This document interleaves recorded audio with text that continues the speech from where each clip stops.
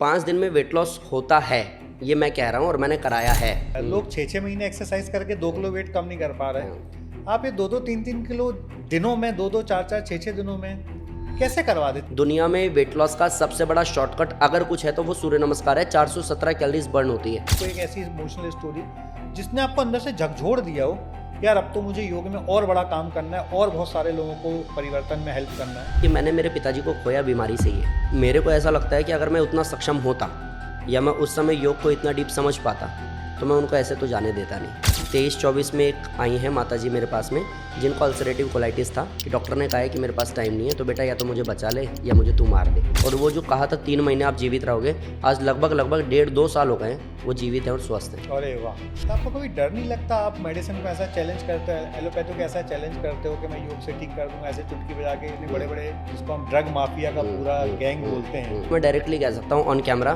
कि भाई तू जितनी भी ताकत लगा ले, जिस दिन मनमोहन योगी जैसे 10, 20, 50, 100, 200, 500 लोग खड़े हो गए ना, तो तू किसी की एक उंगली काटने में सक्षम नहीं होगा, ये पक्की बात है। आज बहुत युवा छोटी छोटी सी बातों पे बड़े डिस्टर्ब हो जाते हैं, मेंटली डिस्टर्ब हो जाते हैं। एंजाइटी डिप्रेशन पे कैसे काम हो सकता है और क्या वो पूरी तरह से क्योर हो सकता है? तो जवाब है बहुत बड़ा हाँ। क्या ये हमारे ज़्यादा कंफर्ट देने के चक्कर में वीक जनरेशन बना रहे हैं? सच्चाई है। मम्मा ये चाहिए मम्मा। आप देखो चीन के 5 साल 6 साल के बच्चे क्या कर रहे हैं, आपको पता चल जाएगा। आपके 12 साल के कई बच्चे खा के बैठ जाएगा वो। तो कौन से 3-4 आसन या 3-4 योग की विद्याएं आप सजेस्ट करोगे जिससे उनका फोकस बढ़े? क्योंकि आज बच्चों को फोकस की बड़ी समस्या है। मनमोहन जी, आपका हमारे नए चैनल पे बहुत बहुत स्वागत है। Thank you so much. और वैसे तो आपकी लाइफ स्टोरी बहुत सारे चैनल पे सुन चुके हैं, इसलिए हम लाइफ स्टोरी से सीधे मेन पॉइंट पे आते हैं कि योग में आना ये आपका प्रारब्ध था या योग में आने की आपकी खुद की इच्छा थी या परमात्मा की इच्छा रही? कैसे आप यहाँ पहुँचे? बेसिकली योग में आने से पहले मैं गुरुकुल गया हूँ और गुरुकुल में ही मैंने योग को सीखा है, समझा है। और अगर मैं सच्चाई बताऊँ बिना किसी लाग लपेट के, तो ये मेरे साथ में धोखे से किया गया है। धोखे से इसलिए बोल रहा हूँ कि मेरे को 2006-7 में माँ ने, कोई स्वामी रामदेव जी की आस्था चैनल पे पट्टी चलती थी कि अगर बच्चों का भविष्य बनाना चाहते हो तो आप गुरुकुल में दाखिला कराओ, और अगर बीमारी से बाहर निकालना चाहते हो, स्वस्थ जीवन देना चाहते हो तो गुरुकुल में दाखिला कराओ। अब मेरे भाई को लाइपोमा था और मेरे को भी कुछ मेडिकल इश्यूज़ थे, तो इस कारण से माँ ने, पापा ने ऐसा प्लान किया कि इनका गुरुकुल में एडमिशन कराते हैं, जिसके लिए हमें ये बोला गया कि एक एंट्रेंस है, वो अगर आप क्लियर कर देते हो तो जो आप मांगोगे आपको मिलेगा। और मेरे को चाहिए था, मेरे को कैरम बोर्ड दिला देना। तो उन्होंने कहा ठीक है, रात दिन पढ़ाई करो इसके लिए। पढ़ाई किया, एग्ज़ाम दिया, अच्छा रहा, वहाँ पे एडमिशन हो गया। बाद में पता चला कि लंगोट और धोती के साथ में घर वालों ने हमें वहाँ पे छोड़ दिया है। बहुत अब इसके बाद में ये था हमारे साथ कि समय बीतने के साथ महीने, 2 महीने, 3 महीने, 6 महीने रोने धोने में जितना टाइम निकालना था निकाल दिया। बाद में पता चला गुरुकुल एक ऐसी व्यवस्था है जहाँ साल में एक ही बार आप घर जा सकते हो, वो भी 15 दिन के लिए। तो जब आप घर जाओगे और जब तक माहौल में ढलोगे तब तक टाइम हो जाएगा, वापस गुरुकुल जाना पड़ेगा। लेकिन उस बीच में हम ये देखते थे कि जो योगा वाले बच्चे हैं उनको पूरे गुरुकुल को दूध ना भी मिले तो भी योग वालों को मिलेगा, जो योग वाले बच्चे हैं। प्लस महीने, 2 महीने, 3 महीने पे योग वाले बाहर जाएंगे, चाहे वो जलसा हो, चाहे वो कंपटीशन हो। तो भैया मेरे से पहले कंपटीशन खेल रहे थे, वो नेशनल गए थे आई थिंक पलवल खेलने के लिए। तो मेरे को लगा यार मेरे को अगर गुरुकुल से बाहर निकलना है तो भैया मेरे को योगा शुरू करना पड़ेगा। तो मतलब आप समझ रहे हैं कि ज़बरदस्ती घर वालों का गुरुकुल डालना, फिर वहाँ से अनजाने में ही योग शुरू करना कि चिड़ियाघर से बाहर निकलने का मौका मिलेगा। और ये मेरे को कभी भी नहीं पता था। बैक टू बैक मैंने कई सारे कॉम्पिटिशन्स हारे हैं। उसके बाद मुझे लगा कि अब योग में ही करियर बनाना है और योग में कुछ इतना बड़ा करना है कि दुनिया याद करेगी, क्योंकि मेरे को रिजेक्शन बहुत मिले हैं।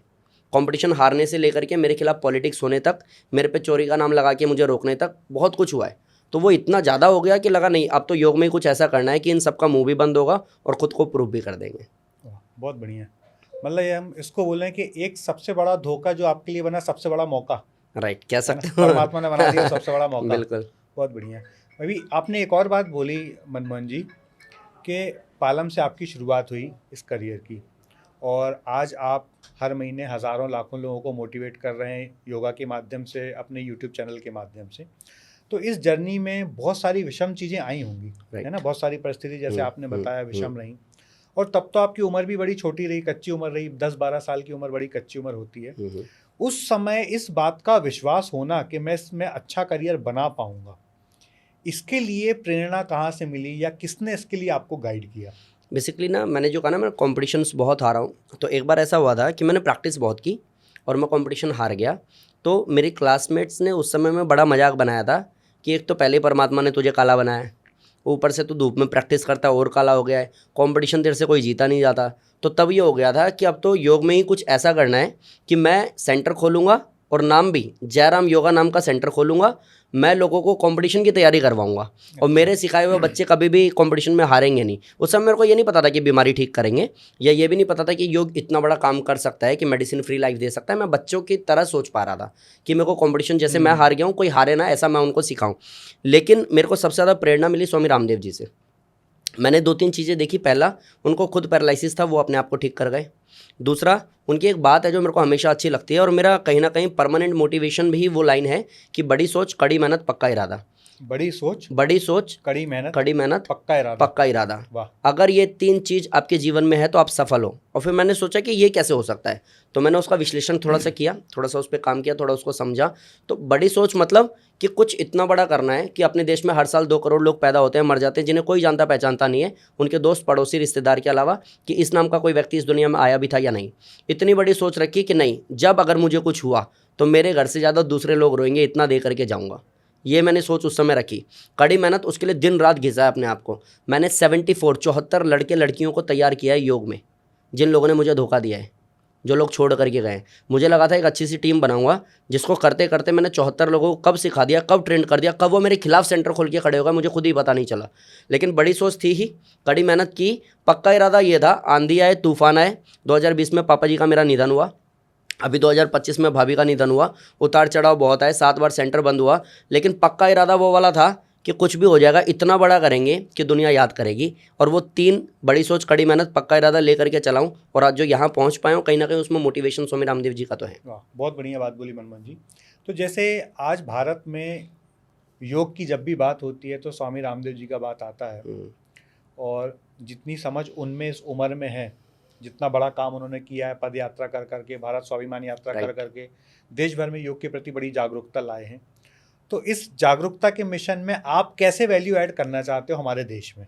देखिए, मैं तो क्या ही ऐड करूँगा, क्योंकि मैं अपने आप को बहुत छोटा, बहुत सूक्ष्म रूप में भी अगर मैं देख पाऊँ ना, तो मैं कहीं भी उनके चरणों की धूल के बराबर भी नहीं हूँ। उनका जो लास्ट कण होगा चरण की धूल का, शायद अगर मैं वहाँ स्टैंड कर पाता हूँ तो मे बी मैं कह सकता हूँ कि हाँ चल, वहाँ पे मैं सेट बैठता हूँ। लेकिन हाँ, जो भी मैंने गुरुकुल में सीखा, जो भी मैंने प्रैक्टिस की, जो भी मैंने स्वामी रामदेव जी के शिविर में, क्योंकि मैं 8 साल रहा हूँ, जो भी मैंने वहाँ सीखा, ओवरऑल जो इनका मिश्रण आया ना, वो ये आया कि भाई जो प्राणायाम मैं बोल रहा हूँ, जो आसन मैं बोल रहा हूँ, जो सूर्य नमस्कार मैं करा रहा हूँ, अगर उससे किसी की ज़िंदगी बदल पा रही है, साथ में उसमें मोटिवेशन का थोड़ा सा तड़का लगा पा रहा हूँ, जिसने अपनी होप खो दी थी, तो डेफिनेटली मैं ये कह सकता हूँ कि हाँ, अगर मैंने किसी को भी ऐसा किया है जिसकी मेडिसिन छूट गई है, कई लोग आप वीडियो देख भी रहे होगे कि उनकी थायराइड ठीक हो गई, किसी का बीपी ठीक हो गया, किसी का शुगर ठीक हो गया, किसी का आर्थराइटिस ठीक हो गया, तो मैं कह सकता हूँ कि हाँ, इस पूरी जर्नी में, योग यात्रा में, मैंने कुछ तो योगदान जरूर दिया है कि लोगों की ज़िंदगी बदल पा रही है। और अगर आगे पूछोगे कि मैं कैसे चलने वाला हूँ इसमें, तो डेफिनेटली लास्ट माइक्रो सेकेंड जो मेरे जीवन का होगा, मैं यही प्रार्थना करता हूँ, परमात्मा इतनी सद्बुद्धि दे देना कि मैं योग कराता कराता चला जाऊँ। अरे वाह, बहुत बढ़िया सोच मनमोहन जी। अभी आपकी बात से मुझे रामायण का एक वृतांत याद आया, एक रामायण का दृश्य याद आया, जब गिलहरी अपने ऊपर छोटे छोटे से कण लेके जाती है। राइट। तो आपने जितनी सादगी से यह बात रखी कि मैं तो रामदेव बाबा जी के चरण की धूल के सबसे छोटे कण के बराबर है, तो रामायण में गिलहरी ने उस कण का भी उपयोग बताया है कि जब बड़ा ब्रिज बनता है ना, तो बड़े पत्थर को बांधने के लिए वो छोटे छोटे कण भी चाहिए। राइट। तो हमें भारत को विश्वगुरु वापस से बनाना है, तो उसके लिए आपके जैसे छोटे छोटे कण बहुत सारे चाहिए जी। एक और बात आपने बहुत अच्छी करी भैया यहाँ पे मनमोहन जी, कि योग से आपने बहुत सारी बीमारियों को ठीक कराया। तो मैं इसमें ये जानना चाहता हूँ कि जैसे एलोपैथी में प्लेसिबो का एक बड़ा इफेक्ट है, तो वैसे क्या सूर्य नमस्कार भी एक प्लेसिबो है, जिससे आप उनको मेंटल एक ऐसी स्ट्रेंथ दे देते हो कि वो अपने आप को अच्छा फील करने लगे, या सच में साइंटिफिकली कोई प्रूवन हिस्ट्री है या कोई प्रूवन रिसर्च है जो ये सिद्ध करती है कि सूर्य नमस्कार से लोगों के बहुत सारी असाध्य बीमारियां ठीक होती हैं? बेसिकली सूर्य नमस्कार से असाध्य बीमारी को आपको थोड़ा सा और मॉडिफाई करना पड़ेगा, समझना पड़ेगा, उसके डीप में जाना पड़ेगा कि एक्चुअली सूर्य नमस्कार काम किस पे करता है और किन लोगों को सूर्य नमस्कार नहीं करना चाहिए। जिन लोगों को माइग्रेन है, जिन लोगों को हार्ट की प्रॉब्लम है, जिन लोगों को हाई बीपी है, उन लोगों को फास्ट सूर्य नमस्कार नहीं करना चाहिए। फास्ट? हाँ, अब इसका मतलब हाँ, जल्दी जल्दी नहीं करना चाहिए। प्लस जिन लोगों को कोई बड़ा ऑपरेशन हुआ है, जिन लोगों को कोई बहुत बड़ी बीमारी है जिससे अभी वो जूझ ही रहे हैं और बहुत हार्ड मेडिसिन चल रही है, 1000 mg की मेडिसिन वो खाता है, तो उसको भी मैं कहूँगा सूर्य नमस्कार आप मत करो। ये सबके लिए नहीं है। तो असाध्य बीमारी के लिए सूर्य नमस्कार नहीं है। अगर मेरे को वेट लॉस करना है, अगर मेरे को वेट गेन करना है, अगर मेरे को फ्लैक्सिबिलिटी बढ़ानी है, अगर मेरे को फेस पे ग्लो चाहिए, अगर मेरे को ऐसी कोई बीमारी ठीक करनी है जो एक्सरसाइज न करने के कारण हुई है, लाइक शुगर, बीपी, थायराइड, इन सब को बाहर करना है, इन सब से ठीक होना है, इन सब से निजात पाना है, तो मुझे सूर्य नमस्कार करना चाहिए। अच्छा, लाइक अगर किसी को स्टंट डला है, हार्ट की प्रॉब्लम है, सर्जरी हुई है, आप उसको सूर्य नमस्कार मत कराओ, ओके, उसको नुकसान होगा। अगर किसी को नी रिप्लेस हो गया है और अभी कुछ ही दिन हुए हैं उसको, तो उसको सूर्य नमस्कार मत कराओ, उसके लिए फ़ायदेमंद नहीं है। अगर किसी का बीपी इतना शूट हो जाता है या हार्ट इतना हैवी हो जाता है, छाती इतनी भारी हो जाती है कि आए दिन उसको एडमिट करवाना पड़ता है, तो उसको सूर्य नमस्कार मत कराओ। तो ये आपको पार्टीशन करना पड़ेगा कि किनको कराना है, किनको नहीं कराना। हाँ, जितने लोग भी सूर्य नमस्कार करने के इच्छुक हैं और अगर उनको नी पेन है, अगर उनको बैक पेन है, अगर उनको अर्थराइटिस है, तो सूर्य नमस्कार का इजी फॉर्मेट भी मैंने वीडियो के थ्रू बताया हुआ है लोगों को। कोई ऐसा भी है जिसको अर्थराइटिस है, वो करना चाहता है, उसकी इच्छा है, तो वो चेयर पे बैठ के भी सूर्य नमस्कार कर सकता है, उसका भी वेरिएशन है। तो आपको थोड़ा सा पार्टीशन करना पड़ेगा, किसको करना है, किसको नहीं करना, और जिसको करना है किस तरीके से करना है। अगर ये समझ जाते हो तो साइंस इस बात को मानता है, या फिर गूगल आप सर्च करोगे आपको पता चलेगा, दुनिया में वेट लॉस का सबसे बड़ा शॉर्टकट अगर कुछ है तो वो सूर्य नमस्कार है। 417 कैलोरीज बर्न होती है। स्किपिंग करो, स्विमिंग करो, जिमिंग करो, मतलब एक सूर्य नमस्कार में 417 नहीं, कैलोरी? 30 मिनट से काउंट अच्छा। होता है।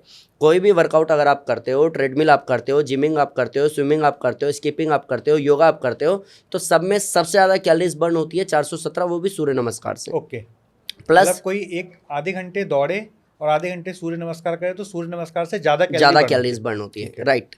एक चीज़ जो मैंने पढ़ा, समझा, सीखा और जो मैंने कराया है लोगों को, अब में भी हो सकता है कि कोई आर्टिकल ऐसा हो जो ये कहता हो रनिंग में ज़्यादा बर्न होती है। मेरा अपना एक्सपीरियंस है, आधा घंटा डेली बेसिस पे कोई दौड़ लगाए, आधा घंटा डेली बेसिस पे किसी को, वैसे तो 15 मिनट ही लिखा होता है ट्रेडमिल को, 15 मिनट से ज़्यादा नहीं करना, नहीं तो घुटने खराब हो जाएंगे।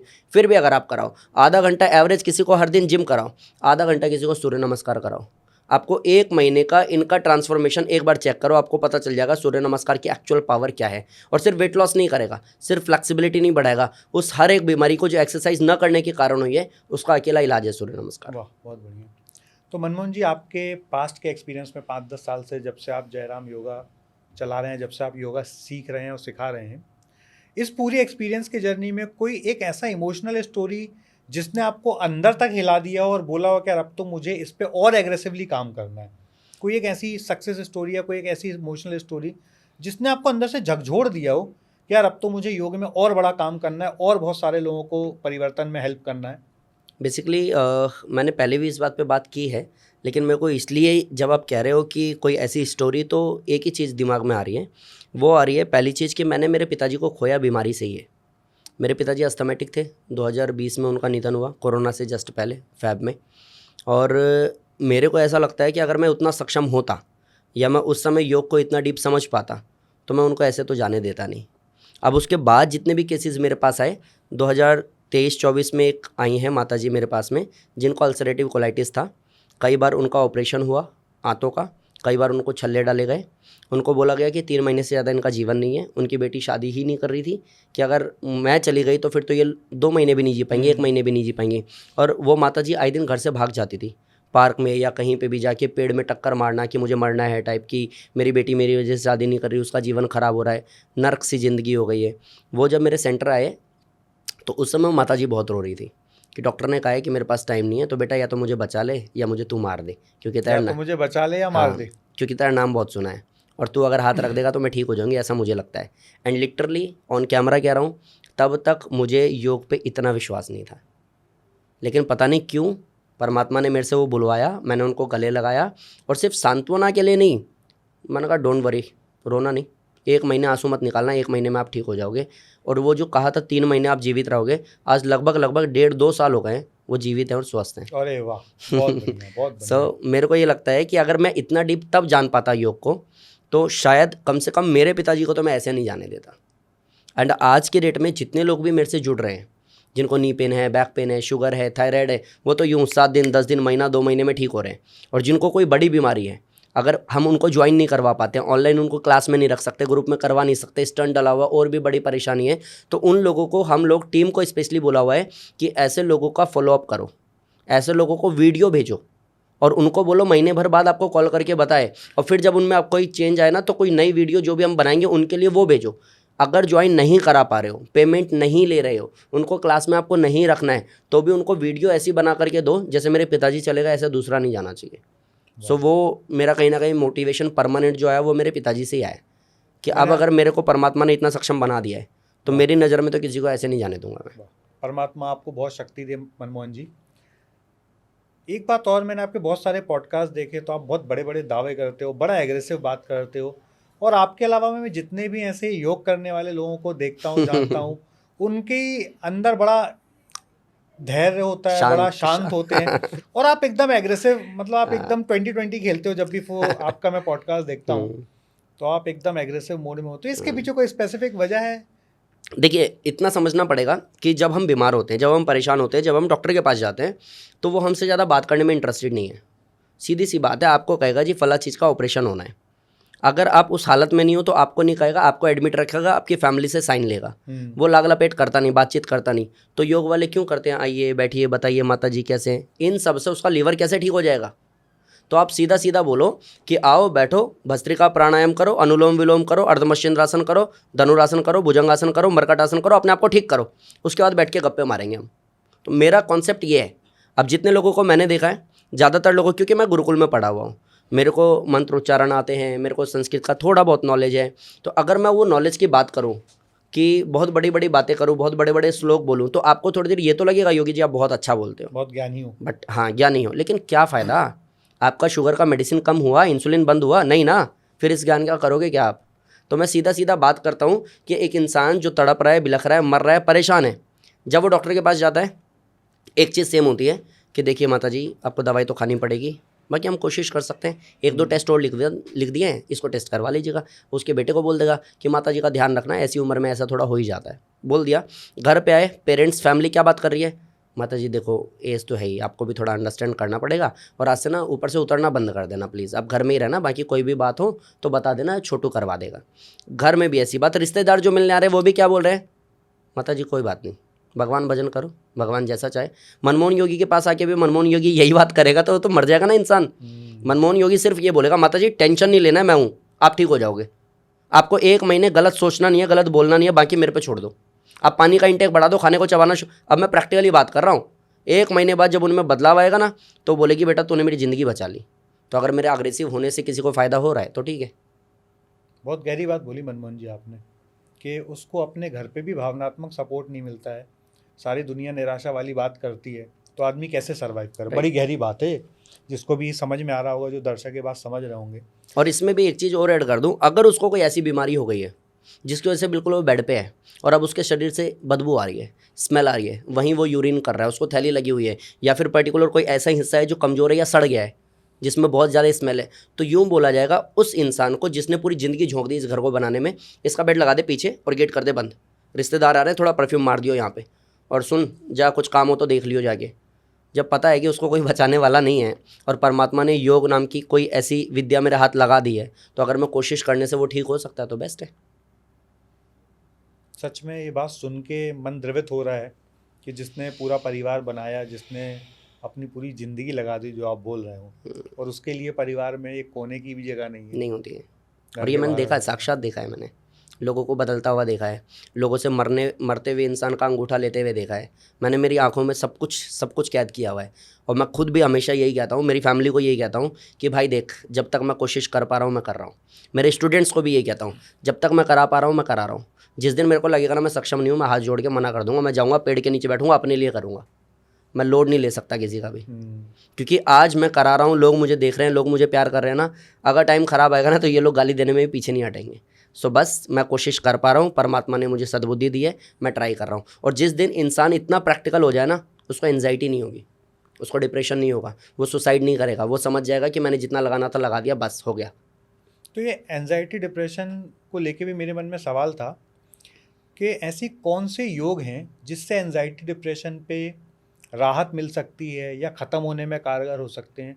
आज बहुत युवा छोटी छोटी सी बातों पे बड़े डिस्टर्ब हो जाते हैं, मेंटली डिस्टर्ब हो जाते हैं, तो क्या कोई ऐसे सरल योग हैं जिनको करके युवा इस एंजाइटी डिप्रेशन वाले सर्कल को तोड़ सकते हैं? बेसिकली मैंने तो बहुत सारी वीडियोज़ ऑलरेडी बनाई हुई है, अगर कोई देखेगा ना एंजाइटी बाई मनमोहन योगी, तो उसको पूरा 40-45 मिनट का वीडियो मिलेगा, वो देख के भी कर सकता है।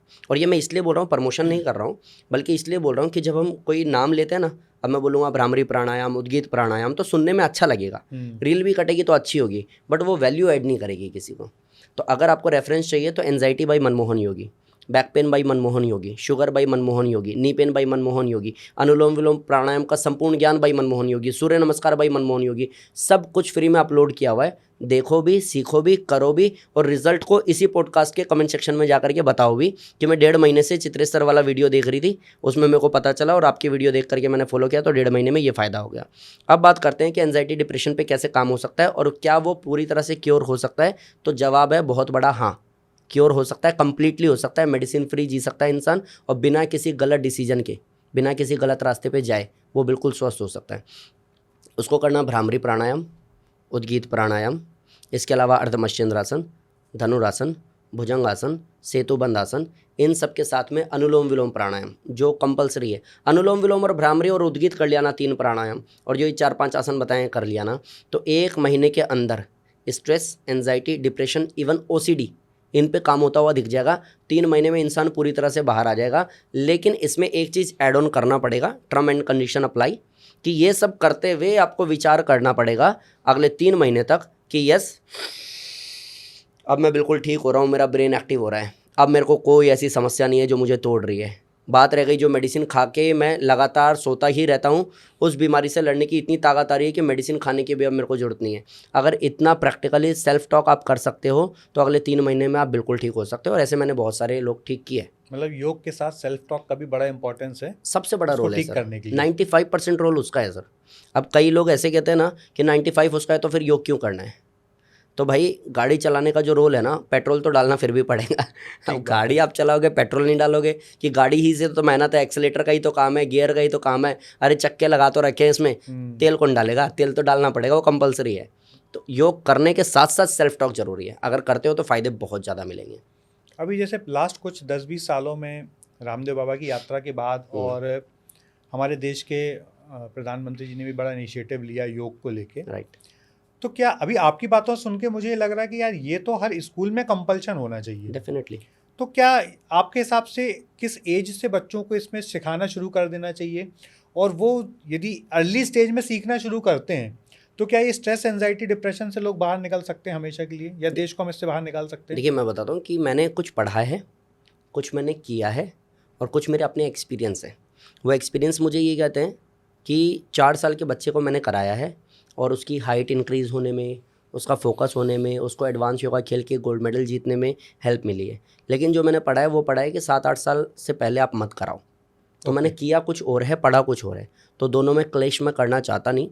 सिंपल सी बात है कि 4 साल 5 साल का बच्चा थोड़ा मैच्योर हो जाता है, उसको आप पश्चिम उत्तान करा सकते हो, हलासन करा सकते हो, चक्रासन करा सकते हो, ताड़ासन करा सकते हो, धनुरासन करा सकते हो, एडवांस करा सकते हो। और जब वो ये सारी चीज़ करने लग जाएगा तो कंपटीशन खिला सकते हो। और जब वो इतना अच्छा करने लग जाएगा और फोकस उसका अच्छा हो जाएगा, फिर वो डांस करे, वो स्केटिंग करे, वो पढ़ाई करे, जो भी करे, स्कूल में वो टॉप पे रहेगा। और ऐसे बच्चे को स्ट्रेस एंजाइटी नहीं होता। और जो बच्चा योग से बना है ना, वो बच्चा बीमार नहीं रहेगा। जो बच्चा योग से बना है वो पूरी तरह से फोकस्ड रहेगा। जो बच्चा योग से बना है, तो योग की डेफिनेशन ही है अथा योग अनुशासनम, वो अनुशासन में रहेगा। और जो बच्चा अनुशासित है वो कभी ना पेरेंट्स को लात मार के वृद्धाश्रम में भेजेगा और ना ही वो किसी गलत रास्ते पे जा करके अपने संसार को उजाड़ेगा। सो योग से कह सकते हो ओवरऑल उसका पूरा लाइफ चेंज हो सकता है और आगे की जनरेशन भी। बहुत बढ़िया बात बोली है मनमोहन जी। यहाँ एक और बात समझना चाहता हूँ, अभी आपने फोकस की बात की, तो आज मान लीजिए जैसे 4 साल में नहीं कर सकते, 6 में नहीं कर सकते, 8 में कर सकते हैं, हम मानते हैं मोटे तौर पे। तो 8 साल के युवाओं को, बच्चों को कौन कौन से 2-3 आसन जो बड़े आसानी से कर सके और हम उनको बड़े आसानी से गाइड कर सकें, मतलब उसके लिए उनको कहीं जाना ना पड़े, घर पे भी यदि करना चाहें, तो कौन से 3-4 आसन या 3-4 योग की विद्याएं आप सजेस्ट करोगे जिससे उनका फोकस बढ़े, क्योंकि आज बच्चों को फोकस की बड़ी समस्या है। उनको एक करवा सकते हो आप उद्गीत प्राणायाम, यानी कि ओम का उच्चारण। ठीक है। एक करा सकते हो भस्त्रिका प्राणायाम, एक है अनुलोम विलोम प्राणायाम और एक है भ्रामरी प्राणायाम। ये सब कराओ। इसके साथ में कपालभाति करा सकते हो अगर छोटे बच्चे को कोई ऐसी खास कोई बीमारी नहीं है तो। अदरवाइज़ अगर कोई ऐसी बीमारी है, कपालभाति मना है, तो कपालभाति मत कराओ। इसके अलावा कुछ आसन कराओ जिससे उसकी फ्लेक्सिबिलिटी बढ़ेगी, जिससे उसका फोकस अच्छा हो जाएगा, जिससे उसकी हाइट इंक्रीज़ होगी, जिससे उसको डार्क सर्कल नहीं आएंगे, चश्मा नहीं चढ़ेगा, कम एज में बाल नहीं टूटेंगे। तो वो आसन है धनुरासन। वो है मंडूकासन, वो है उष्ट्रासन, वो है भुजंगासन, फिर है पश्चिम उत्तानासन, हलासन, ये सब आप कराओ तो ओवरऑल वो बच्चे का ऐसा ट्रांसफॉर्मेशन होगा कि पूरा का पूरा स्कूल हक से बोल सकेगा कि इसकी तरह हमें बनना है। और पूरा स्कूल को ये बताया जाएगा, देखिए ये भी योग करता है, तू भी योग कर तो तू भी ऐसा बन सकता है। उसकी हाइट में, उसके वेट में, उसके फोकस में, उसकी एनर्जी में, उसके माइंडसेट में, उसकी किसी भी एक्टिविटी में पार्टिसिपेट करके टॉप करने में कोई उसका साथी नहीं होगा। मतलब वो नेक्स्ट लेवल होगा अगर उसने सही से योग किया तो। और ये मैं इसलिए इतने कॉन्फिडेंस से बोल रहा हूँ, जितने बच्चे भी मेरे पास में योग कर रहे हैं वो सारे बच्चे अपने स्कूल में अपने नाम से कम योग से ज़्यादा जाने जाते हैं। अच्छा, मतलब वो इतने फेमस हो गए हैं कि उनका योग ही पहचान बन गई है। राइट। और मैं एक चीज़ और बता देता हूँ कि स्कूल वाले इतना इन्फ्लुएंस है उन बच्चों से कि उनकी फ़ोटो लगाते हैं और लिखते हैं कि अगर आपको योग सीखना है तो हमारे स्कूल में दाखिला कराओ। वो ये नहीं कहते कि मनमोहन योगी नाम का कोई व्यक्ति है जिसने ये सिखाया। कहते हैं अगर अपने बच्चों को ऐसा बनाना चाहते हो तो इस स्कूल का प्रमोशन हो रहा है और वो प्रमोशन में नाम नहीं जोड़ सकते क्योंकि ये बाहरी बंदा है। लेकिन मैं इस चीज़ से खुश हूँ कि एटलीस्ट योग का प्रमोशन हो रहा है। योग का प्रमोशन, राइट, बहुत बढ़िया बात। दूसरा, वो बच्चे ग्रो कर रहे हैं, योग के नाम पे ग्रो कर रहे हैं, उनके आर्टिकल्स आ रहे हैं, न्यूज़पेपर में आ रहे हैं, वर्ल्ड रिकॉर्ड बना रहे हैं, उसमें भी लिखा जा रहा है फला नाम के साथ में कि योग में इतनी साल की उम्र में इतना बड़ा किया रिकॉर्ड। तो योग का प्रमोशन हो रहा है और उस बच्चे का जीवन बदल रहा है। मनमोहन जी, बहुत सारे ऐसे, मैं योग के बारे में बहुत ज़्यादा नहीं जानता हूँ पर बहुत सारा सुनते हैं। कोई बोलता है हॉट योगा, कोई बोलता है ये होगा, कोई बोलता है वो योगा। आप कौन से, मतलब इनमें क्या ये अलग अलग बहुत सारे योग होते हैं और इन सब में से आप किस पर्टिकुलर पे ज़्यादा कन्विंस हो या ज़्यादा कन्विक्शन है आपका कि यार ये योग सबके लिए ईजी है और सब लोग कर सकते हैं? तो मुझे ये 2-3 जो सुनने मिलता है अभी, जैसे ऋषिकेश में हर वेलनेस सेंटर के बाहर लिखा रहता है, किसी में लिखा रहता है हॉट योगा, किसी में लिखा रहता है स्टीम योगा, किसी में कोई योगा, किसी में कोई योगा। तो मैं एक बार ऋषिकेश घूमने गया तो अलग अलग कितने प्रकार के योगा यहाँ पे कराए जा रहे हैं। तो ये 2-3 एकदम मुझे प्राइम कि यार ये 3 टाइप हैं या ये 4 टाइप हैं, और उनमें आप किस पर्टिकुलर डोमेन पे ज़्यादा कन्विंस हो? बेसिकली मैंने जो सीखा, पढ़ा, समझा, जो जिसका मैंने एग्ज़ाम दिया, जो भी मेरी किताबी ज्ञान मैंने लिया, वो लिया अष्टांग योग का। अष्टांग योग, यम, नियम, आसन, प्राणायाम, प्रत्याहार, धारणा, ध्यान, समाधि। लेकिन आज की जो बात आप कर रहे हो, हॉट योग की बात कर रहे हो, हॉट योगा आ गया, एरियल योगा आ गया, वो जो रस्सी बांध के वो एरियल योगा, हाँ, एक्रो योगा आ गया, ठीक है। इसके अलावा अब तो नया ट्रेंड शुरू हो गया है कि स्विमिंग पूल योगा आ गया है। अभी और भी नया ट्रेंड शुरू हुआ है, वो बियर योगा आ गया है। कौन सा? बियर को पीते हुए आपको योगा करना है। अच्छा। एंड लिटरली लोग कर रहे हैं। सो आगे कितना भी ये मॉडिफाई हो जाए, असली योग का मतलब जो मेरी ज़िंदगी में है, जो मैंने सीखा, समझा, जो मैंने कराया, लोग को ठीक किया, वो योग मतलब है जुड़ाव। वो जुड़ाव है। अष्टांग बेसिक है, अष्टांग पीएचडी है। अच्छा, बेसिक भी नहीं है, मतलब बेसिक से पीएचडी तक सब अष्टांग ही है। हाँ, देखो लोगों ने अपने अपने कन्विंस के हिसाब से उसको मॉडिफाई कर लिया। उसको मॉडिफाई कर ही नहीं पाएंगे वो लोग। वो अलग से कुछ लेकर के आते हैं योग के नाम पे, अपना जो भी उनको चलाना है, कुछ अतरंगा करने जिसमें लोग उनके पास आने लगे। वो कहीं ना कहीं योग है ही नहीं एक्चुअली। जो एक्रो योगा है, एरियल योगा है, एक्रोबैट हो सकता है थोड़ा बहुत, लेकिन वो योग नहीं हो सकता। मैं आपको बताता हूँ, यम, नियम, आसन, प्राणायाम, प्रत्याहार, धारणा, ध्यान, समाधि। यम के भी 5 अंग हैं, नियम के भी 5 है। अहिंसा, सत्य, अस्तेय, ब्रह्मचर्य, अपरिग्रह। और नियम क्या है? शौच, संतोष, तप, स्वाध्याय, ईश्वर, परिनिधान। अब ये इतना डीप है कि देखने वाले को लगेगा यार ये तो हमें समझ ही नहीं आया। तो मैं जो योग करता हूँ, जो मैं योग कराता हूँ, वो मैं कराता हूँ, आप सिंपल भाषा में बोल सकते हो, थेरेपी योग। ओके। जहाँ लोगों की बीमारी ठीक करने के लिए आसन और प्राणायाम और मेडिटेशन का सहारा मैं लेता हूँ। अष्टांग योग में से 3 अंगों को, 8 अंग है ना, इसमें से 3 अंगों के साथ में मैं चल रहा हूँ, जिसमें लोग मेहनत कर रहे हैं और अपने आप को एक मेडिसिन फ्री लाइफ दे पा रहे हैं। लेकिन जो एरियल योगा है, एक्रो योगा है, क्योंकि मैंने एडवांस योगा किया हुआ है। एडवांस योगा में एडवांस आसन होते हैं, हाथ को तोड़ना, मोड़ना, पैर को पीछे ले जाना, बेंडिंग करना, बहुत सारे मेरे फोटोज बहुत सारे वीडियोस भी मैंने आपके देखे, छोटे छोटे बच्चों के आप गले में पैर लटका देते हो, किसी के आप पीठ में तो वो एडवांस आसन है, जिसको आप एडवांस योगा बोलते हो। तो अलग अलग कैटेगरी हो सकती है, लेकिन एक्चुअल योग अगर कुछ है जो मैंने थोड़ा बहुत समझा है, वो अष्टांग योग को समझा है। जिसने अगर अष्टांग योग को समझ लिया और उसको इम्प्लीमेंट कर लिया, तो यम नियम से लेकर के समाधि तक का सफ़र वो पूरा कर सकता है। मतलब आप समझो कि आपके अंदर इतनी पावर आ जाएगी कि आप बैठ करके स्वामी दयानंद जी की तरह अपने शरीर में से अपनी आत्मा को बाहर निकाल सकोगे। लेकिन उतना डीप हमें जाना ही नहीं है, किसी को समाधि लेनी नहीं हम में से। ये सब बातें सुन के मनमोहन जी मुझे ऐसा लगता है, आपको कभी डर नहीं लगता? आप मेडिसिन को ऐसा चैलेंज करते हो, एलोपैथी को ऐसा चैलेंज करते हो कि मैं योग से ठीक कर दूंगा, ऐसे चुटकी बजा के माइक पे बोलते हो कि मैं ये ठीक कर दूंगा, वो ठीक कर दूंगा। इतने बड़े बड़े जिसको हम ड्रग माफिया का पूरा गैंग बोलते हैं, ये अब देखिए बहुत सारी चीज़ें सुनने आती है कि पहले सरसों के तेल में मिलावट करके लोगों का शरीर खराब करवा दिया, फिर सरसों के तेल को बदनाम कर दिया, हमारे घी को बदनाम कर दिया। पहले बोलते थे कि टूथपेस्ट में नमक नहीं होना चाहिए, वो आपके दांतों को खिरच देता है, अब वो क्या टूथपेस्ट आपके में नमक के टूथपेस्ट में वाले करने नमक है? लगे। हाँ। तो आप इतने बड़े बड़े लोगों को ऐसा चैलेंज करते हो ओपन मंच पे, आपके सैकड़ों पॉडकास्ट, हर पॉडकास्ट में आप चैलेंज करते हो, आपको डर नहीं लगता इन लोगों से बिल्कुल? देखो, मैं बड़ा प्रैक्टिकल बंदा हूँ, मैं सीधी सीधी बात करता हूँ। तो मैं चैलेंज उस इंसान को कर रहा हूँ जिसने एक इंसान को चलता फिरता प्रोडक्ट समझा हुआ है और उससे पैसा कमाने में लगा पड़ा है, चाहे उसका हाथ काट दे या पैर काट दे। ऐसे इंसान को तो मैं डायरेक्टली कह सकता हूँ ऑन कैमरा कि भाई तू जितनी भी ताकत लगा ले, जिस दिन मनमोहन योगी जैसे 10, 20, 50, 100, 200, 500 लोग खड़े हो गए ना, तो तू किसी की एक उंगली काटने में सक्षम नहीं होगा, ये पक्की बात है। लेकिन मैं उन लोगों का ज़रूर समर्थन करता हूँ कि मरते हुए इंसान को वेंटिलेटर पे लाके और वेंटिलेटर से उसको नॉर्मल वार्ड में शिफ्ट करने वाली जिम्मेदारी भी निभाते हैं डॉक्टर, उनकी मैं पूरी इज्जत करता हूँ। ऐसे मेरे पास में हैं डॉक्टर जिनको मैं जानता हूँ कि अगर मैं आज जा कर के उनको बोल दूँ ना कि मेरे को फला फला बीमारी है या मेरा एक ये बंदा है इसको ये बीमारी है, और उनको अगर ये पता कि ये योग करता है, तो मेरे को कहेंगे कोई टेस्ट कराने की ज़रूरत नहीं है, किसी को दिखाने की ज़रूरत नहीं है, चुपचाप 1 घंटा योग करना शुरू करो। ऐसे भी डॉक्टर को मैं जानता हूँ और उनकी मैं बहुत रिस्पेक्ट करता हूँ।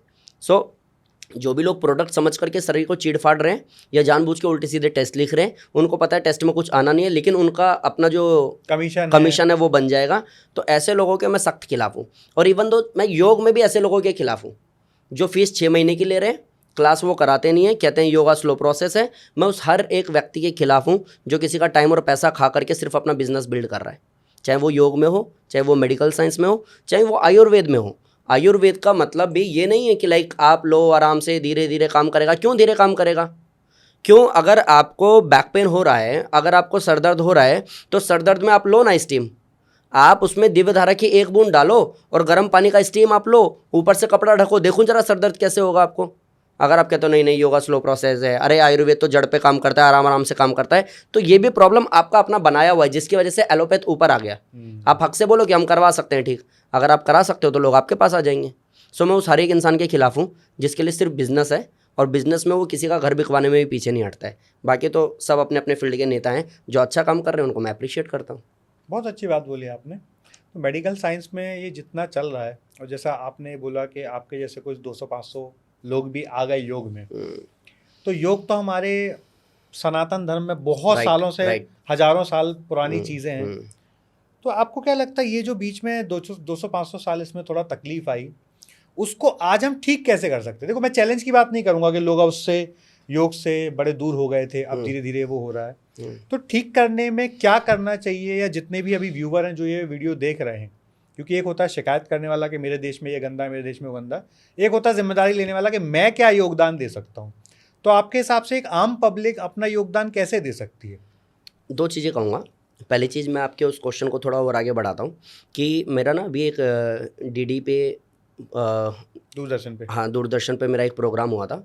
उसमें एंकर ने एक क्वेश्चन किया किसी तीसरे गेस्ट से, और वो क्वेश्चन ये था कि जो आपने कहा कि योग हमारी ऋषियों की परंपरा है, सनातनी परंपरा है, सदियों से चली आ रही है, लेकिन बीच में 200-400 साल ये जो विलुप्त वर्ड उन्होंने यूज़ किया कि लगभग कम हो गया था या लगभग ख़त्म हो गया था, इसके बारे में आप क्या कहोगे? तो उनका बॉडी लैंग्वेज, वो जो योग आचार्य थे, योग पहले भी था, आज भी है और आगे भी रहेगा। इन लोगों की वजह से योग खराब हुआ। जिन लोगों ने एक्सेप्ट ही नहीं किया कि योग बीच में गड़बड़ा गया था, उन लोगों ने कभी एक्सेप्ट ही नहीं किया कि योग दिवस आने के बाद वास्तव में योग को फिर से पॉपुलैरिटी मिली।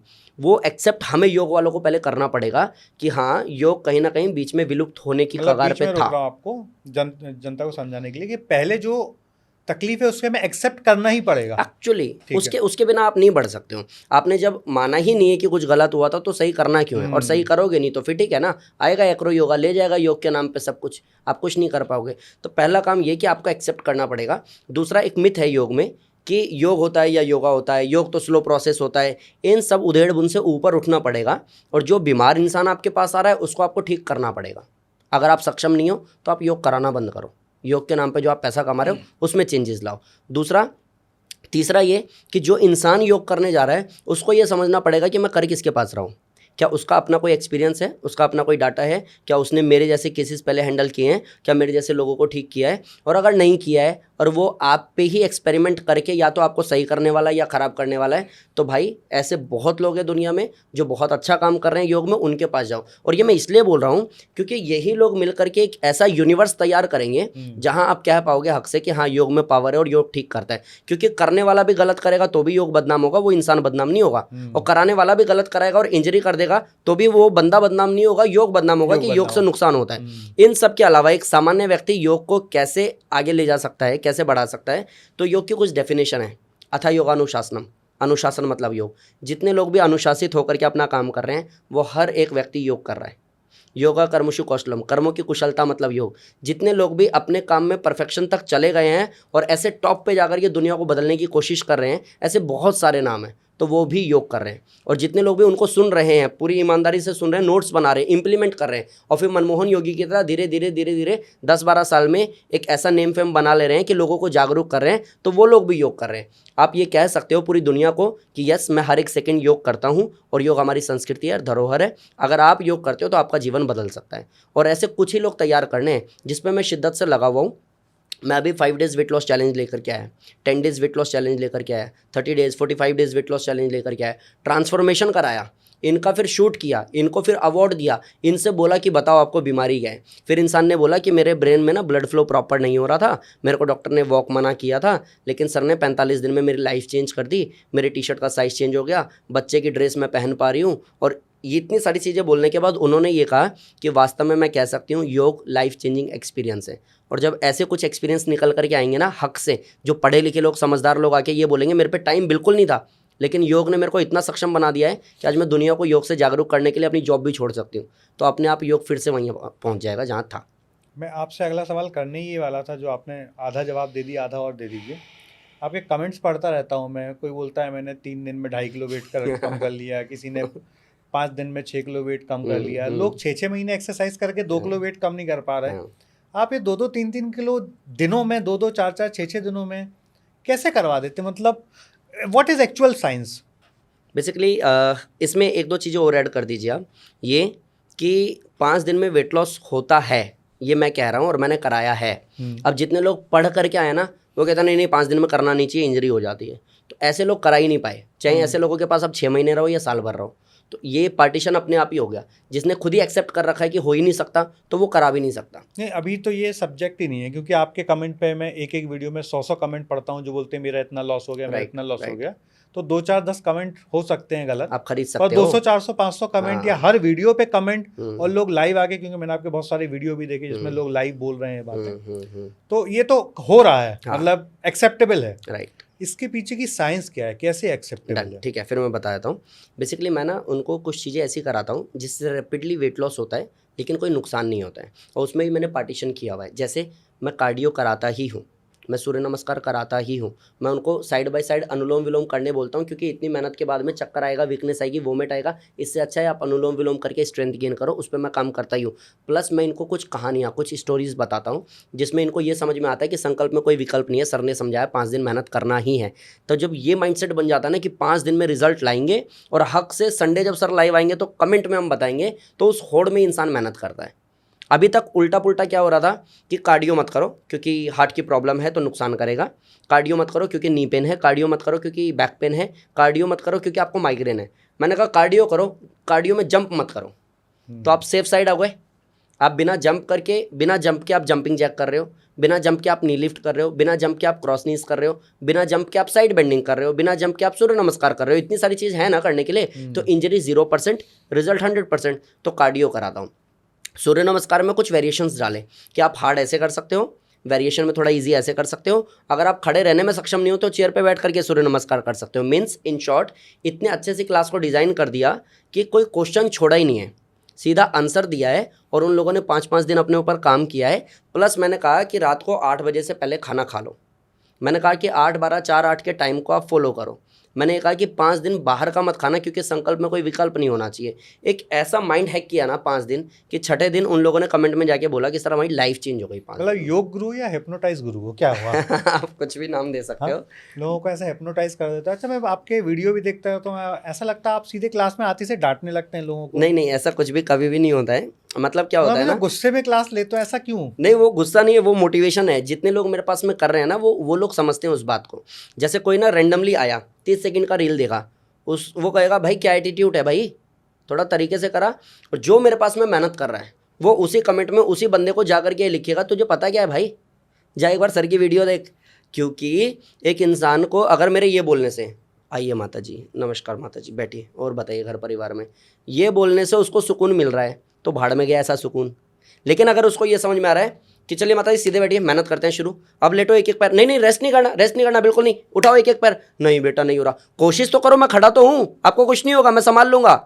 अगर ये करने से किसी को फायदा हो रहा है तो ठीक है। अगर किसी ने 30 सेकंड की रील देखी है, नहीं नहीं छोड़ना नहीं है, और वो ये बनाता है कि भाई तेरा एटीट्यूड तगड़ा है या फिर एटीट्यूड खराब है या तो घमंडी है, तो मेरे को उसका प्रॉब्लम नहीं है। जो इंसान मेरे पास में आ रहा है उसके लिए मोटिवेशन है, और वो मेहनत कर रहा है, वो रिजल्ट ला रहा है, और ये मेरा प्राउड है। मतलब रिजल्ट आना चाहिए डेफिनेटली। और डांट भी किसको रहे हो आप? एक ऐसा इंसान जिसके द्वारका में बहुत सारे अपने खुद के स्कूल हैं, एक ऐसा इंसान जिसकी अपनी किड्जी की फ्रेंचाइजीज हैं, एक ऐसा इंसान जो किसी बड़े लाइक आप कोई भी ब्रांड ले लो, उस ब्रांड के टॉप पे बैठा है, कोई ऐसा जो खादी नेचुरल का मैन्युफैक्चर है, उसको आप डांट दोगे? वो जो 500 अपने आगे पीछे नौकर घुमा रहा है, उसको आप डांट दोगे? आप हो कौन? इसलिए ये डांट नहीं है, ये डांट के पीछे वो प्यार है जो माँ बाप हमें देते हैं कि 2 थप्पड़ मारूंगी, पढ़ाई कर ले आराम से। अगर ये बोलने से बच्चा पढ़ रहा है और टॉप कर रहा है तो बुरा कहाँ है? और मैं यही कर रहा हूँ। मैंने कहा छोड़ना नहीं है, बोला ना, कोबरा पोज लगातार छोड़ना नहीं, पैर मिलाओ पीछे से। ये डांट नहीं है, ये वो एहसास है जो उनको ये देता है कि सर इतना तो हमारे घर वाले हमारी चिंता नहीं करते जितना आप करते हो, और अगर ये करके किसी को फ़ायदा हो रहा है तो अच्छी बात है ना। तो कोई ऐसे मोमेंट नहीं है आपकी लाइफ में जब लगा कि यार अभी छोड़ दो, ऐसा इससे कुछ नहीं हो रहा है, छोड़ दो, ऐसा कोई मोमेंट नहीं आया लाइफ में? नहीं, ऐसा कभी सोचने का टाइम ही नहीं मिला एक्चुअली। पहले गरीबी ने मार रखा था, भुखमरी ने दुखी कर रखा था, जिस समय खाने के पैसे नहीं थे। मैं आपको एक इंसिडेंट बताता हूँ। कल हम लोग ऋषिकेश गए हुए थे, ठीक है।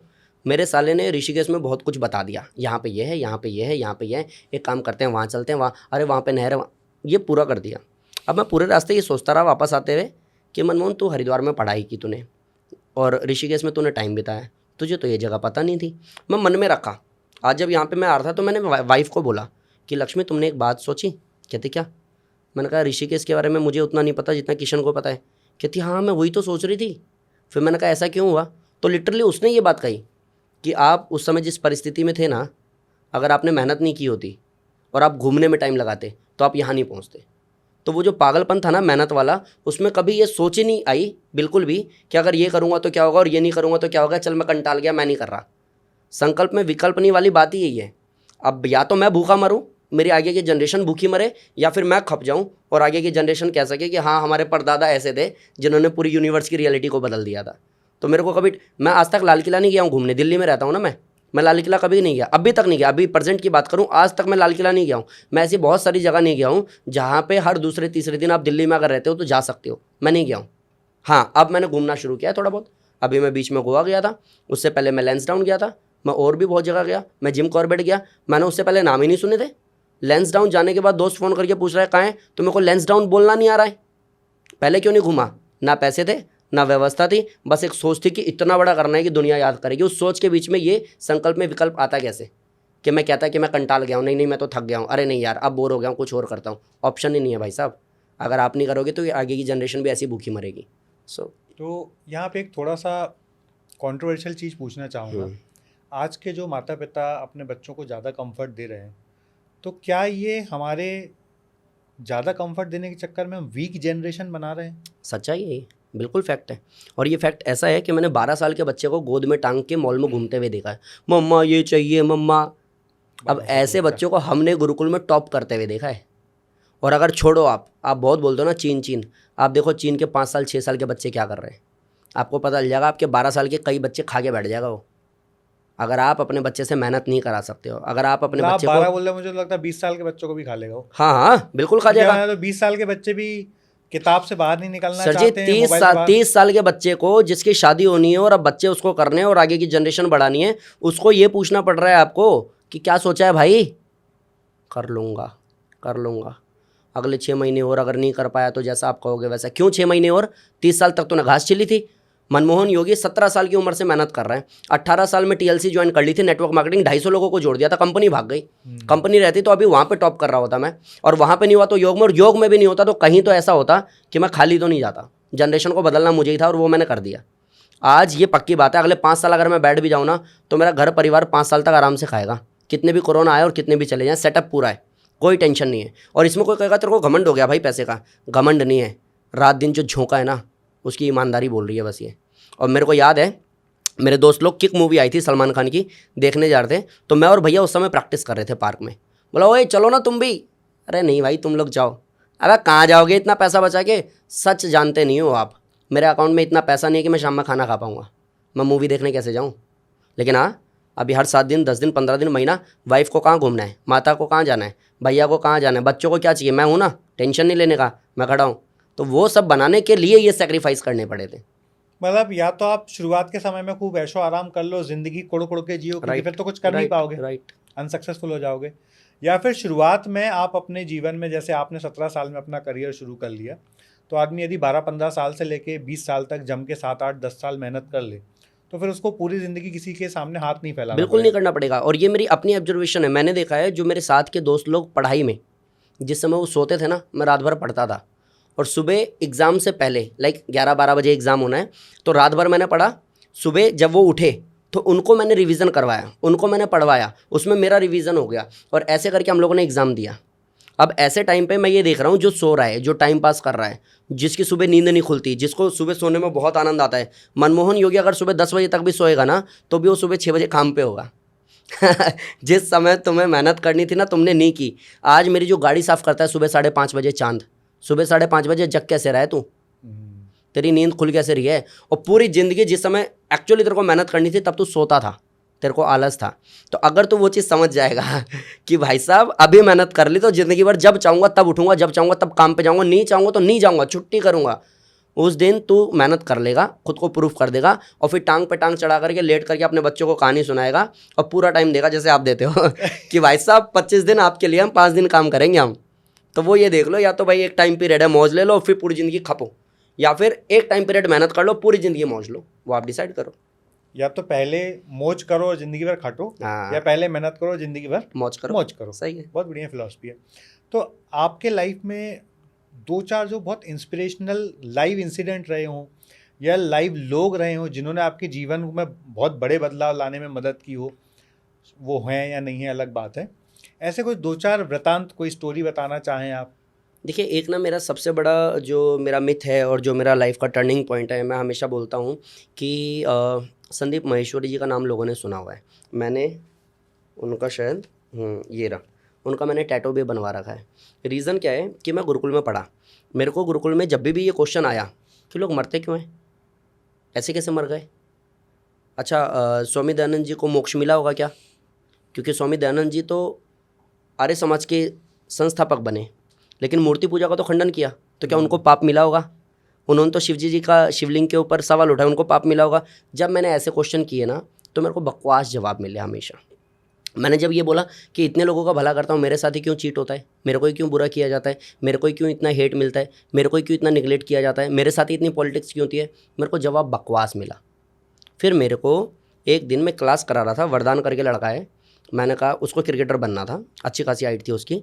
मैंने दोनों भाई बहन से पूछा, किसी को, उस समय मैंने TLC जस्ट छोड़ी थी, तो मैंने कहा कोई मोटिवेशनल वीडियोस देखते हो नहीं देखते हो, मतलब अगर क्रिकेटर बनना है कुछ है कि नहीं है कुछ? तो उन्होंने कहा हम संदीप माहेश्वरी को सुनते हैं। मैं कहा ये कौन सी बला है भाई संदीप माहेश्वरी। तो मेरे को पहले दिन वैसे इंट्रोड्यूस हुआ, फिर मैंने उनकी 1-2 वीडियो देखी, 3 देखी, 5 देखी, 10 देखी, तो उनकी एक बात सिमिलर थी ज़्यादातर वीडियो में कि दुख आएगा, परेशानी आएगी। आप कितने ही बड़े धुरंधर, कितना भी अच्छा काम करते हो, भगवान की ज़िंदगी में भी आया था। उन्होंने मेरे को प्रैक्टिकली जीना सिखा दिया कि भाई साहब बी प्रिपेयर, कभी भी कुछ भी हो सकता है, लेकिन सब आसान है। तो वो जो एक माइंडसेट था ना, उसने मेरी लाइफ को बहुत चेंज किया कि अब मैं प्रिपेयर हूँ, कोई मुझे चीट भी करेगा तो ये सच्चाई है, करेगा ही। अगर मेरे लाइफ में कुछ बुरा होगा तो वो होगा ही। अगर मेरा एक्सीडेंट हुआ है, 9 महीने मैं बेड पे हूँ, तो मैं रहूँगा ही, क्योंकि अगर ये सब कुछ लिखा है तो हो जाएगा, कोई टेंशन नहीं है, लेकिन मैं बाउंस बैक करूँगा, ये पक्की बात है। तो वो मेरा माइंडसेट वहाँ से आया और मैंने इसलिए उनका नाम यहाँ पे लिखवाया। दूसरा, मैंने स्वामी रामदेव जी का आपको बताया भी कि बड़ी सोच कड़ी मेहनत पक्का इरादा मेरे को वहाँ से आए। तीसरी इंस्पिरेशन मिली मुझे मेरी माँ से। मेरी माँ को जिंदा जला दिया था, ये मैंने कहीं पे बोला भी नहीं है, ठीक है। हम लोग जब झुग्गी में रहते थे तो झुग्गी वैसी जो रोड पे रहती है तिरपाल वाली वैसी, और डिबिया रहती थी, डिबिया से वो रात में शाम में जलाते थे, है ना, उसमें थोड़ा तेल रहता था। वो पीछे से धक्का दे करके गिरा दिया था और मेरी माँ के पूरे शरीर में प्लास्टिक चिपक गया था, इतना जल गई थी वो। तो वो मेरे को हमेशा ये कहती थी, जब मैं थोड़ा बड़ा हुआ समझदार हुआ तो उन्होंने मेरे को हमेशा कहा है कि बेटा बस तेरे लिए ज़िंदा थी, क्योंकि मुझे ऐसा लगता है कि तू ही सब कुछ बदलेगा। और आई डोंट नो क्यों, मेरे भाई को तो कभी नहीं बोला, मेरी दीदियों को कभी नहीं बोला, हमेशा बेटा देख वो घर देख, तू कैसा बनाएगा। मैंने कहा माँ वैसा बनाऊँगा, पक्का बनाएगा, पक्का बनाऊँगा। अब वो जो चीज़ थी ना, उसने मेरे को कभी भी नशा नहीं करने दिया, मेरे को कभी भी टाइम वेस्ट नहीं करने दिया। मेरे को हमेशा हर एक सेकंड माँ ने फ़ोन करके यही बोला है कि पापा की तबीयत ख़राब है, पता है ना। मैंने कहा संभाल लूँगा सब। तो वो जो है ना, वो कहीं नहीं मिल सकता। आपकी बात सुन के मेरी भी आंख भरा है और मुझे भी अपनी माँ से रिलेटेड बहुत सारी चीज़ें दिमाग में आ रही हैं। मेरी माँ ने, मैंने कई जगह बोला है कि हमें सिर्फ 2500 रुपये 3500 रुपये आई थिंक मिलते थे जब हम गुरुकुल में थे दोनों भाई, जब पीजी में रहने लग गए थे। और हमारी वहाँ की रेंट थी 2500 रुपये, 1500 या 1000 रुपये करीब हमारे पास बचा करते थे।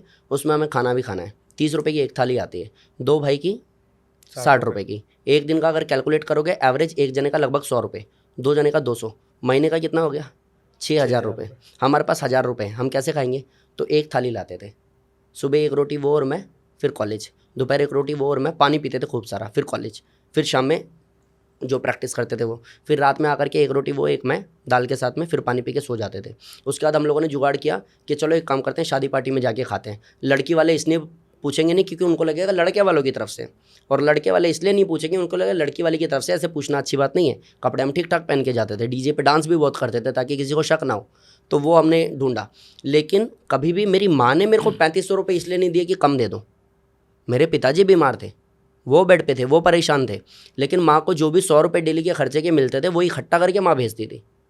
तो मेरे को तो बहुत बड़ी इंस्पिरेशन वहीं से मिली कि भाई आपके पास कुछ नहीं भी है ना, तो भी आप बच्चे को बना सकते हो। और जिस झुग्गी से मैं हूँ वहाँ पे लड़ाई दंगा मार पीट मर्डर सब कुछ हुआ है, सब कुछ।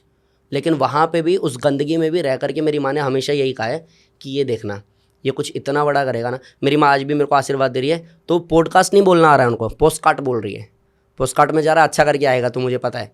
तो वो जो परमानेंट एक था ना मोटिवेशन कि तू कुछ अच्छा ही करेगा। तूने अगर बाइक भी खरीदी है ना, पापा का फ़ोन आ रहा है कि तेरे को बाइक लेना ज़रूरी था, अभी क्या जरूरत थी, तो माँ ये कह रही है कोई बात नहीं, उसने सोचा है तो कुछ अच्छा ही सोचा होगा। वो जो परमानेंट मोटिवेशन मेरे साथ रहा है ना, उसने मेरे को यहाँ पहुँचाया है। और ऐसे कुछ लोग हैं मेरी ज़िंदगी में जिन लोगों ने मुझे कहीं ना कहीं, अब जैसे मेरी वाइफ़ की मैं बात करूँ, जब मैंने सब कुछ कर लिया 2018-19 में, जब लगा कि हाँ सब कुछ ठीक है, सेंटर भी मैंने फिर से खोल दिया और वो चलने भी लग गया, तो मतलब एक ना लूप था जिसमें मैं फंसा हुआ था। कैसे कि चित्रेश सर मेरे पास में आ रहे हैं, 2 महीने से मैं फीस ही नहीं मांग रहा, उन्होंने दे दिया तो बहुत अच्छी बात है, नहीं दिया तो कोई बात नहीं, मैं मांगूंगा तो रिलेशन ख़राब हो जाएगा, वो तो छोड़ देंगे। जब मेरी वाइफ आई 2020 कोविड आया, हाँ 2020 कोविड आया, उसके बाद जब कोविड गया और इसकी मेरी शादी हुई, तो उसके बाद हम लोगों ने कुछ चेंज किए। जैसे ऐप बनवाते हैं, आपका एक अलग चैनल बनाते हैं, मनमोहन योगी पे सब कुछ ही डाल रखा है, इसको साइड करते हैं, जयराम योगा का एक नया चैनल बनाते हैं। एक काम करते हैं, ऐप में ना बैचेस बनवाते हैं। एक काम करते हैं, इसको ऐसे नहीं करते ऐसे करते हैं। अच्छा सुनो, फीस डिसाइड करके लगा देते हैं। अरे ईयरली मेंबरशिप निकालते हैं। मैंने कहा यार ईयरली वाला ना ड्रामा मुझे समझ नहीं आता यार। इंसान मेहनत करेगा महीने भर, अच्छा लगेगा तो आगे भी करेगा, क्यों साल भर का पैसा किसी का ले। नहीं योगी, बहुत सारे ऐसे लोग हैं जो एक बार में ही पैसा दे के बंधना चाहते हैं, जो मेहनत करना चाहते हैं। हम ये कर, वो जो बचा हुआ टाइम था ना सारा, जहाँ पे कहीं ना कहीं किसी लूप में मैं फंसा हुआ था, वो मेरी वाइफ ने खींचा फिर वहाँ से। और फिर कोई कहता है ना कि हर एक सक्सेसफुल आदमी के पीछे औरत का हाथ होता है, तो मुझे लगता है सही तो बोल रहा है ये। तो आपके जो दो हाथ हैं, दो हाथ हैं, माँ का भी हाथ और है। ऐसे तो अब तो मेरे सेंटर में इतनी माताएं हैं, इतनी बहनें हैं ना, जिन लोगों का आशीर्वाद परमानेंट हो गया मेरे ऊपर कि योगी भाई आप मेहनत। अभी किसी एक मैम ने ना घड़ी भेजी है USA से, आई डोंट नो कहाँ से घड़ी भेजी है, और फिर बाद में उन्होंने मेरे को मैसेज भी किया, फिर मेल भी किया, गीता नाम है शायद उनका। उन्होंने ये लिखा है कि भाई घड़ी पहुँच गई थी। अब ये वो सारी चीज़ें हैं, जितनी मेरी टोटल फीस है ना साल भर की, उससे महंगी घड़ी भेजी है उस इंसान ने। क्या पढ़ी है, क्या मेरी क्लास में वो है भी कि नहीं है, मेरी वीडियो देख के इन्फ्लुएंस हुई है, या कैसे किसी पॉडकास्ट से, आई डोंट नो, बिल्कुल नहीं पता।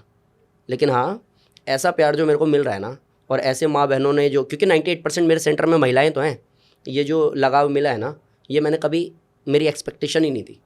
और मुझे ये तो लगता था कि मैं कुछ बहुत बड़ा करूँगा, बट ये सब कुछ करूँगा कि लोगों की ज़िंदगी बदल रही होगी, ये नहीं सोचा था। और फिर मैंने आपको शुरू में बोला भी कि लास्ट माइक्रो सेकेंड अगर परमात्मा बोले ना आप क्या करना चाहते हो, तो मैं कहूँगा योग कराना चाहता हूँ उसके बाद ले चलना, कोई दिक्कत नहीं है। तो ये आजकल बहुत सारे चैनल पे बोला जाता है पैशन होना चाहिए, पर्पस होना चाहिए, होना चाहिए, होना चाहिए। आपको कुछ पता ही नहीं था तो फिर कैसे कर लिया आपने सब? नहीं, क्या नहीं पता था, गुरुकुल गया, वो मेरे को धोखे से भेज दिया। उसके बाद मैंने कंपटीशन खेलना शुरू किया, कंपटीशन में हार गया तो ईगो पे आ गई। फिर वहाँ से मेहनत करके जो भी मैंने कुछ अचीव किया, 2013 में मेरा नेशनल गोल्ड मेडल आया।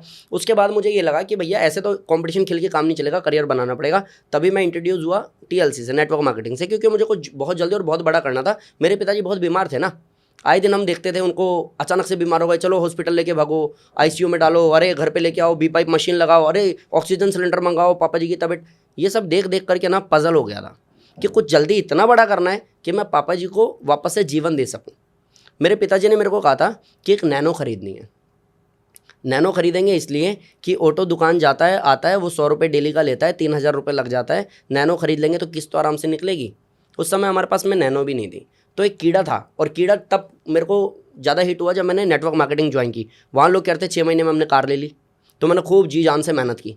मतलब आप समझो हरिद्वार से मैं जींद गया हूँ बाइक पे, ठंड में जींद जा कर के मैंने लोगों को ज्वाइनिंग करवाई है। इतना पागलपन। अचानक से पता चलता कंपनी भाग गई, अचानक से पता चलता लोगों का चेक आना बंद हो गया, अचानक से पता चलता वो सब लोग मेरे पे हावी हो गए कि तूने हमारा पैसा लगवा दिया, अरे ऐसे थोड़ा ना होता है, ये क्या तरीका है।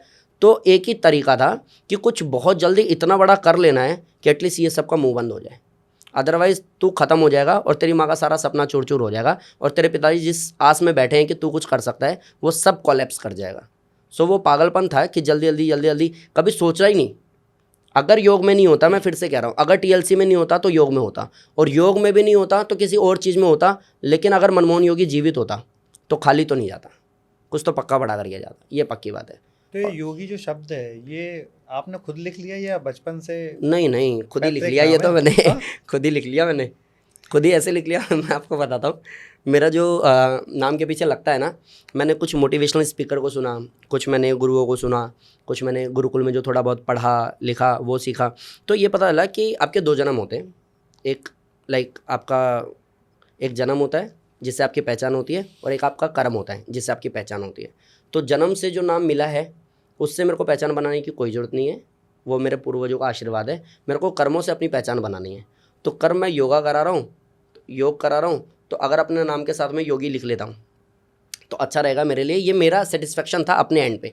ऐसा भी नहीं सोचा था संन्यास ले लूँगा, ऐसा भी नहीं सोचा था कि आश्रम चला जाऊँगा, ऐसा भी नहीं सोचा था कि एकदम माहौल ही चेंज कर दूँगा, देश दुनिया से एकदम तलाक ले लूँगा, त्याग दूँगा, ऐसा कुछ भी नहीं था। बस था एक बचपना ही समझो आप कि नाम के साथ में जोड़ दिया। लेकिन परमात्मा ने जुबान पे ऐसी सरस्वती माता बिठाई कि योगी मेरी पहचान बन गई और योगी में नाम पड़ गया। तो ऐसा नहीं लगता कि भारत में एक योग मिनिस्ट्री भी शुरू करना चाहिए और उसका दायित्व आपके जैसे कुछ अच्छे लोगों को देना चाहिए कि देश में योग का प्रचार प्रसार हो? नहीं, एक्चुअली पता है क्या है कि जो आयुष मंत्रालय भी है ना, काफ़ी हद तक अंदर वो खोखला है, ये एक्सेप्ट करना पड़ेगा। और मैंने बहुत सारे अपने दोस्तों को देखा है, योग वालों को, जो लोग जंतर मंतर पे जाकर के अनशन करते हैं कि योग में आप जॉब नहीं निकाल रहे हो, गवर्नमेंट जॉब योग में है नहीं, ऐसा बहुत कुछ मैंने देखा है। लेकिन मैंने ये भी देखा है कि जितनी देर में आप जंतर मंतर पे बैठ करके अनशन कर रहे थे उतनी देर में तो मनमोहन योगी का करियर सेट हो गया। तो अगर आप इंडिविजुअली कुछ ऐसा कर जाते हो तो सब कुछ सरकार से क्यों चाहिए? सब जब कुछ सरकार से यदि क्यों आपने चाहिए किया तो actually? दूसरे भी कर सकते थे ना। डेफिनेटली कर सकते और हैं। जब आपने भी बीच में एक बात बोली कि 40-50 या 100-200 500 मनमोहन योगी तैयार हो जाएं, तो 500 से ज़्यादा लोग तो जंतर मंतर पे बैठते ही हैं। सच्चाई है। यदि वो 500 लोग भी इंडिविजुअल आपकी राह पे चलते हैं। और सर जी, मेरे जैसे लोग, या मैं अपनी बात करूं, जैसे की बात क्यों कर रहा हूं मैं अगर मेरी बात करूं तो मैं योग में 4000 की नौकरी कर रहा था, आज मैं अच्छा खासा कमा रहा हूं, प्लस मैंने एम्प्लॉयज़ रखे हुए हैं, और एक एम्प्लॉयज़ की कम से कम सैलरी 10,000 है, और बढ़ा करके 25,000 और 35,000 भी है। जब 4,000 कमाने वाला बंदा लाखों लोगों को पैसा बांट सकता है और उनको काम दे सकता है, तो जंतर मंतर पे ही बैठना क्यों है? ठीक बात है। आप बना क्यों नहीं सकते हो? और जैसे किसी ने कहा ना कि कोई भी अचीवमेंट किसी एक आदमी ने कर लिया तो उसने एक रास्ता तो बना के दे दिया ना। एक्चुअली जैसे रामदेव बाबा जी ने इतने बड़े बड़े अचीवमेंट किए, विश्व में योग की इतनी धूम मचाई, तो वो देख के आप इंस्पायर हुए, सही बात आपने है। उस रास्ते पे चला। सही बात है। तो हो सकता है जो रामदेव बाबा जी ने जो अचीवमेंट हासिल करने में 40 साल लगा दिए, वो आप उसके आसपास शायद 1 साल 2 साल पहले पहुंच जाओ, क्योंकि अब आपको पता चल गया है। सच्चाई है, तो वैसे वो भी कर सकते हैं। बिल्कुल। तो यदि कुछ ऐसे लोग जो ये वीडियो देख रहे हैं और वो भी आपके जैसा बनना चाहें, तो क्या आप उनकी सच में दिल से मदद करने तैयार हो? देखो, सच में दिल से मदद करने के लिए तैयार मैं नहीं हूँ उन लोगों के लिए जिन लोगों को किसी प्रॉपर एक ऐसे मकसद से आना है कि सीखना है और निकलना है, क्योंकि ऑलरेडी 74 लोगों को सिखा चुका हूँ मैं। तो ऐसे किसी भी इंसान में मैं बिल्कुल भी इंटरेस्टेड नहीं हूँ। प्लस कोई ये देखता है कि मनमोहन योगी अच्छा खासा छाप रहा है तो भाई मुझे भी इसी में आना है, बहुत कर लिया बीटेक, बहुत कर लिया एमटेक, अब तो योग में। अगर ये सोच के आ रहे हो तो भी मैं तैयार नहीं हूँ। अगर आप ये सोच के आ रहे हो कि ईमानदारी से सर को या टीम को हम पहले ही बता देंगे हमें पैसा भी कमाना है, नाम भी कमाना है, इज्जत भी कमानी है और सेवा भी करना है, अगर इतने प्योर आप हो तो डेफिनेटली मैं तैयार हूँ मदद करने के लिए। मतलब जो प्योर इंटेंशन से आपके पास आए और बोले कि मुझे देश हित में भी काम करना है, योग की क्रांति को दूर दूर तक लेके जाना है, और ये करते करते मेरी दाल रोटी भी चल जाए, तो बहुत अच्छी बात है। राइट, तो वो आप बिल्कुल उसके लिए प्योर होना समर्पित चाहिए होके, बात में। राइट, तो आप उसको समर्पण से सिखाने के लिए तैयार हो, वो समर्पित होके आएगा तो आप पूर्ण योगदान देने तैयार हो। 101%। इवन जो गलतियां मैंने की हैं, जो करते हुए मुझे 10 साल लग गए हैं, वो गलतियों से सुधार करते हुए जो कुछ भी मैंने सीखा है वो उनको 1 साल में सिखाने को भी तैयार हूँ। 10 साल की विद्या आप उनको 1 साल में हाँ, देंगे और वो भी अच्छा कर पाएंगे। राइट। अच्छा, कुछ लोगों में है ना कला होती है, और कुछ लोगों में कला को बखान करने की कला होती है, और कुछ लोगों को कैमरा फेस करने की भी कला होती है। आप में तीनों कला एक साथ आ गई है। ये कैसे हुआ? बस परमात्मा एक चीज़ जानता है, तथास्तु बोलना आता है उसको। मेरे गुरुजी ने बोला था तथास्तु का एक कॉन्सेप्ट है, और तथास्तु बिल्कुल ऐसे काम करता है कि अगर मैं सो रहा हूँ, अगर मैं टाइम पास कर रहा हूँ, अगर मैं रील देख रहा हूँ, अगर मैं गाली गलौज कर रहा हूँ, अगर मैं लड़कीबाजी कर रहा हूँ, अगर मैं हांड रहा हूँ पूरे दिन टाइम पास कर रहा हूँ, तो परमात्मा बोलता है तथास्तु। अगर तेरे को अपनी ज़िंदगी बद से बदतर करनी है तथास्तु। और अगर तेरा 7 बार सेंटर बंद हो गया है, अगर तेरा रोड एक्सीडेंट हो गया है, अगर तेरे दुनिया भर के खिलाफ तेरे लोग खड़े हैं, वो जिनकी तूने मदद की है, उसके बावजूद भी तू मेहनत कर रहा है क्योंकि तुझे इतना बड़ा करना है कि दुनिया याद करेगी, तो जा तथास्तु। तो वो जो तथास्तु मिला है ना, उसकी वजह से मैं बोल भी पा रहा हूँ, लोग प्यार भी कर रहे हैं, योग में रिजल्ट भी आ रहा है, सेंटर ग्रो भी कर रहा है, और आप जैसे लोगों का प्यार और आशीर्वाद भी मिल रहा है। वो तथास्तु मिल गया है बस इसीलिए, अदरवाइज़ क्या ही औकात है। जे कॉलोनी वाले को आप अपने यहाँ पे बिठाओगे नहीं, आप कैमरा सेट करने भी नहीं दोगे, भाई एक काम कर बाहर ही सामान रख दो और बाहर से ही जा, ठीक है। ये जो प्यार मिल पा रहा है वो तथास्तु की वजह से ही हो पा रहा है, अदरवाइज़ कोई क्यों इज्जत करेगा। बहुत बढ़िया बात बोली सर। एक चीज़ और जानना चाहता हूँ योगी जी, आपने बीच में जो बात बोली कि माँ के इंस्पिरेशन से ये सब हुआ, तो जो आज यूथ है वो बहुत जल्दी दिशा भटक जाता है, कोई मकसद ही नहीं है जीवन में। तो अभाव के कारण जो हमारी एक बार और अभी चर्चा हो चुकी कि हमने ज़्यादा कंफर्ट दे दिया, तो क्या बच्चों को अभाव में ज़िंदगी जीने देना चाहिए, या क्या ऐसा किया जाए कि बच्चों के अंदर से जो कंफर्ट जोन आ गया है ना उसको दूर किया जा सके आज के परिवेश में? आज के परिवेश में क्या कर सकते हैं, क्योंकि अचानक आप चेंज करोगे तो वो टूट जाएंगे, अचानक तो होगा नहीं, पर क्या छोटे छोटे चेंजेस किए जा सकते हैं जिससे यंग जनरेशन थोड़ा सा कंफर्ट जोन से बाहर आए और आपके जैसे पर्पसफुल लाइफ बना सके? देखिए, इसमें मैं ना एक चीज़ कहूँगा जो मैंने गुरुकुल में थोड़ा बहुत भी सीखा है। हम ना भजन वहाँ पे बहुत गाते थे, और भजन के माध्यम से जीवन को जीने की कला को सीखते थे। तो एक भजन था कि हर बात को तुम भूलो भले, माँ बाप को मत भूलना, उपकार इनके लाखों हैं, इस बात को मत भूलना। फिर उसमें एक लाइन आती है कि गीले में सदा वो सोए हैं। गीले में मतलब इन द सेंस कि आपने जब टॉयलेट कर दिया है तो वो वहाँ पे सो गए हैं, आपको साइड में सुलाया। तो है कि गीले में सदा वो सोए हैं, सूखे में तुझको सुलाया है, बाहों का बना करके झूला, तुझे दिन रात झुलाया है, ऐसे पावन लोगों के दिल को पत्थर बनकर मत तोड़ना। ये बता दिया कि माँ बाप कौन है, जिससे कि मनमोहन योगी अपने माँ बाप की इज्जत करने लग गया। प्लस वहाँ ये भी सिखाया कि माँ बाप कैसे होने चाहिए। तो ये बोला कि बच्चा पैदा तो जग में हर एक जानवर करता है, खाता पीता सोता जागता डरता जीता मरता है, यूँ जन्म लजाने वाले औलाद बनाना सीख लो। तो वहाँ ये भी बताया कि एक्चुअली माँ बाप की अपनी कर्तव्य क्या है। तो अगर आप बाबू सोना करके टाइम कटवा रहे हो, और अगर आप ये कह रहे हो नहीं नहीं बेटा तू गिर जाएगा तू बैठ जा, अच्छा मैं आ रही हूँ ना तो कर दूंगी, अगर आप ये कर रहे हो तो बच्चा कभी भी भगत सिंह तो बनने वाला नहीं है, पॉसिबल ही नहीं है। मतलब रफ एंड टफ बनाना चाहिए बच्चों। हाँ, तो आपको क्या करना, एक बाल सत्यार्थ प्रकाश बुक है, आर्य समाज की बुक है, बाल सत्यार्थ प्रकाश पढ़ो भी और बच्चे को भी पढ़ाओ। उसके बाद डेवलपमेंट देखना, एक सत्यार्थ प्रकाश बुक है, वो बड़े लोग पढ़ो। अभी स्वामी रामदेव जी का अभी जस्ट मैं बैठा था बाहर, तो स्क्रॉल करते हुए रील देखा मैंने उनका, वो अभी 23 तारीख को ही शायद कहीं पे किसी मंच पे ये कह रहे हैं कि अगर आज बाबा रामदेव बन पाया हूँ तो वो सत्यार्थ प्रकाश की वजह से बन पाया हूँ। इतना ज्ञान है, कब बच्चे की पिटाई करनी है, कब बच्चे को प्यार करना है, कब आंखों से डराना है, कब उसको रिस्पॉन्सिबिलिटी देनी है, कब उसके पैर के जूते का साइज़ आपके पैर के जूते का साइज़ सेम हो जाए, और कब उसको प्यार करना है, कंधे पे हाथ रख के दोस्त की तरह कब बात करना है। जिस दिन माँ बाप ये सीख जाएंगे ना तो बच्चे अपने आप ही सही सेटल हो जाएंगे। और इवन जिस दिन बच्चा उस तरीके से बनेगा जो हमारी संस्कृति है, वो बच्चा कभी वृद्धाश्रम नहीं भेजेगा, कभी माँ बाप को तू तड़ाक नहीं करेगा, कभी भी हाथ नहीं उठाएगा, कभी भी काट के बैग में पैक नहीं करेगा। सो आप कह सकोगे यस कि पूरा यूनिवर्स अगर सत्यार्थ प्रकाश को समझ जाए ना तो दुनिया में क्राइम बंद हो जाएगा। वाह, बहुत अच्छी बात बोली। गुरुकुल की टॉप 3 लर्निंग जिसने आपके जीवन में बहुत बड़े बदलाव लाए। पहला अनुशासन, उसको थोड़ा मैं ब्रीफ भी करना चाहूँगा। बिल्कुल। अनुशासन किस तरीके का कि हम गुरुकुल में थे ना तो सबके जो भी बच्चे हम लोग लंगोट पहनते थे, कुर्ता पजामा पहनते थे, धोती पहनते थे, कटी वस्त्र पहनते थे, सब पे ना सबका नाम लिखा होता था। आपको नाम लिखना ही है। अब क्या होता था, वो कपड़े हमने धोए और हमने तार पे डाल दिए, सबके एक साथ सूख रहे हैं। हाँ सबके सूख गए, नाम तो है, सबका सूख गया कपड़ा। अभी धूप पड़ रही है, मस्त कपड़े सूख गए। अब बच्चे वहाँ से चले गए क्लास से आए, खेलने चले गए, खेल करके आए, दूध पी करके स्वाध्याय किया, फिर सो गए। अगले दिन फिर उठे, फिर से वो रूटीन शुरू। अब वो कपड़े सूख गए, कुछ बच्चों ने उठा लिए, कुछ पड़े हुए। अब गुरुजी क्या करेंगे, 2 बच्चों को बुलाएंगे, जाओ कट्टा उठा के लाओ और जितने भी कपड़े इधर उधर पड़े हैं तार पे नहीं, जितने भी नीचे पड़े हैं सबको कट्टे में भर के ले आओ। अब बच्चों को बोलेंगे एक काम करो, खेलने से पहले 10 मिनट के लिए इधर आ जाना। अब वो एक एक कपड़ा निकालेंगे, नाम पढ़ेंगे और छेदेंगे उसको। तेरा कपड़े को फाड़ कपड़ा देंगे मतलब? नहीं, उसको पीटेंगे बच्चे अच्छा। को। अगर देखेंगे लंगोट मनमोहन इधर आ जा, पट पट, एक डंडा और देंगे, पट, संटी रखी हुई है उससे ही मार रहे हैं साइड में। दूसरा कपड़ा भी निकला, अच्छा मनमोहन फिर से आ जा भाई, फिर से मार रहे हो उसको। तीसरा कपड़ा निकला, फिर आ जा। उनको कोई मतलब नहीं है भाई, जितने कपड़े पड़े हैं उतना छिदोगे तुम। तो वो ये बताते थे कि इज्जत करो अपने कपड़े की। कुछ बच्चे ऐसे हैं बेचारे जिनको कपड़ा नहीं मिल रहा, एक काम। दूसरा फिर वो क्या करते थे कि अगर आपके शूज़ खो गए, अगर आपकी चप्पल खो गई है और आपने जाके गुरुजी को बोला कि गुरुजी मेरी ना चप्पल नहीं मिल रही, पहले आप छितोगे अच्छे से, पहले पिटोगे, खूब दबा के पिटोगे। उसके बाद पूरे गुरुकुल को लाइनअप किया जाएगा। 300 बच्चे हैं, लाइन में खड़ा कर दिया, 300 बच्चों को बिल्कुल लाइन में खड़ा करके ये कहते हैं रोहित और इधर मोहित, तुम दोनों जाओ, 10 गिनती गिन रहा हूँ, एक कोई बड़ा सा कट्टा लेकर के आओ। 10 9 बच्चे भग रहे हैं इधर से उधर, ढूंढ रहे हैं कट्टा कहाँ मिलेगा। अब वो लेकर के फटाफट पहुँच गए हैं। अब उनको ये बोला जा रहा है कि जितने भी 300 बच्चे लाइन में खड़े हैं ना, देखो उनके नियम कानून कैसे हैं कि 2 कदम पीछे हट जाओ सब, अपनी चप्पल उतार के। अब सबने चप्पल उतार दी, 2 कदम पीछे हट गए।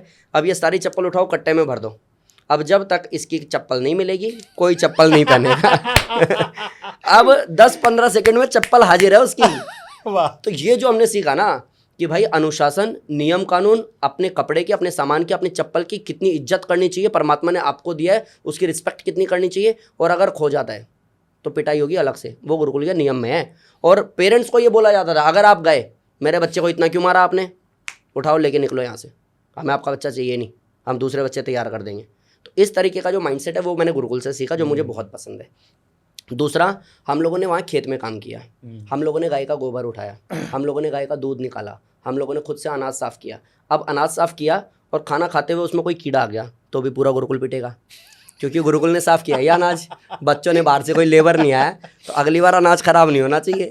अब वो प्लस क्या था कि हम पुड़ी उठाते थे, पुड़ी लाइक लास्ट में खेत में जो काम हो गया बचा कुचा हमने उठाया, उसकी बंडल बनाई, रखा। अब सामने रखा है पानी, धूप हो रही है तगड़ी, गुरुजी पानी पीना, गुरुजी गला सूख रहा है, पहले अपनी लाइन पूरी ख़त्म कर जाके पानी पी ले, गुरुजी प्लीज़ पीने दो, 2 और पड़ेंगे आपको। लेकिन आज के समय में अगर इतना अनुशासन पालन करवा दिया ना, स्वामी रामदेव जी के गुरुकुल में थे हम, वहाँ पे अगर ऐसा कुछ हो आज गया, भी यही माहौल होगा? नहीं है, बदल गया है। खेत में काम नहीं करा सकते ना, ब्रेकिंग न्यूज़ रामदेव के गुरुकुल में हो रहा है, ढक ढक ढक ढक ढक। अब बच्चों को ऐसा बना दिया है ना वहाँ। अभी हम बीच में गए थे, गुरुजी का बाबू सोना बना दिया। हाँ, हमारे गुरुजी का एक का निधन हो गया वहाँ पे, तो हम लोग गए, जितने भी पुराने बच्चे थे हम गए, देखा उनको, सब कुछ बातचीत हुई। वहाँ पे प्राचार्य यानी कि प्रिंसिपल साहब खड़े थे, उससे बात हो रही थी, तो बच्चे ना ऊपर से झांक रहे थे, उनको ये पता चला कि पुराने बच्चे हैं वो झांक रहे हैं। अब प्रिंसिपल ने ये कह दिया, ए तुम लोगों को सुनाई नहीं देता, चलो जाओ यहाँ से, और फिर वो हमसे बात कर रहे हैं। बच्चे वहीं खड़े हैं, लिटरली वहीं खड़े हैं। हमारे टाइम में ऐसा बिल्कुल भी नहीं था। हमारे टाइम पे तो, आपके टाइम पे तो आँख के इशारे से ही काम हो जाता। बहुत खतरनाक नियम थे, आपको पता ही नहीं चलेगा। आपके बगल में जो आपका जिगरी दोस्त बैठा है, आज का गुरुजी का गुप्तचर वो है। अच्छा। डेली चेंज होता था उनका, आपको डाउट होगा। तो वो जो नियम था ना वो ख़त्म दिखा मेरे को। प्लस वहाँ पे शायद मोबाइल अलाउ हो गया है, शायद लैपटॉप अलाउ हो गया है, ठीक है, जो मैंने वहाँ पे देखा और समझ पाया। एक बच्चा 5th-6th क्लास का होगा, मेरे को कहता, अरे अब घने टैटू बना रखे भाई तूने, तो मैंने यूँ देखा उसको, मैंने कहा भाई ये क्या है।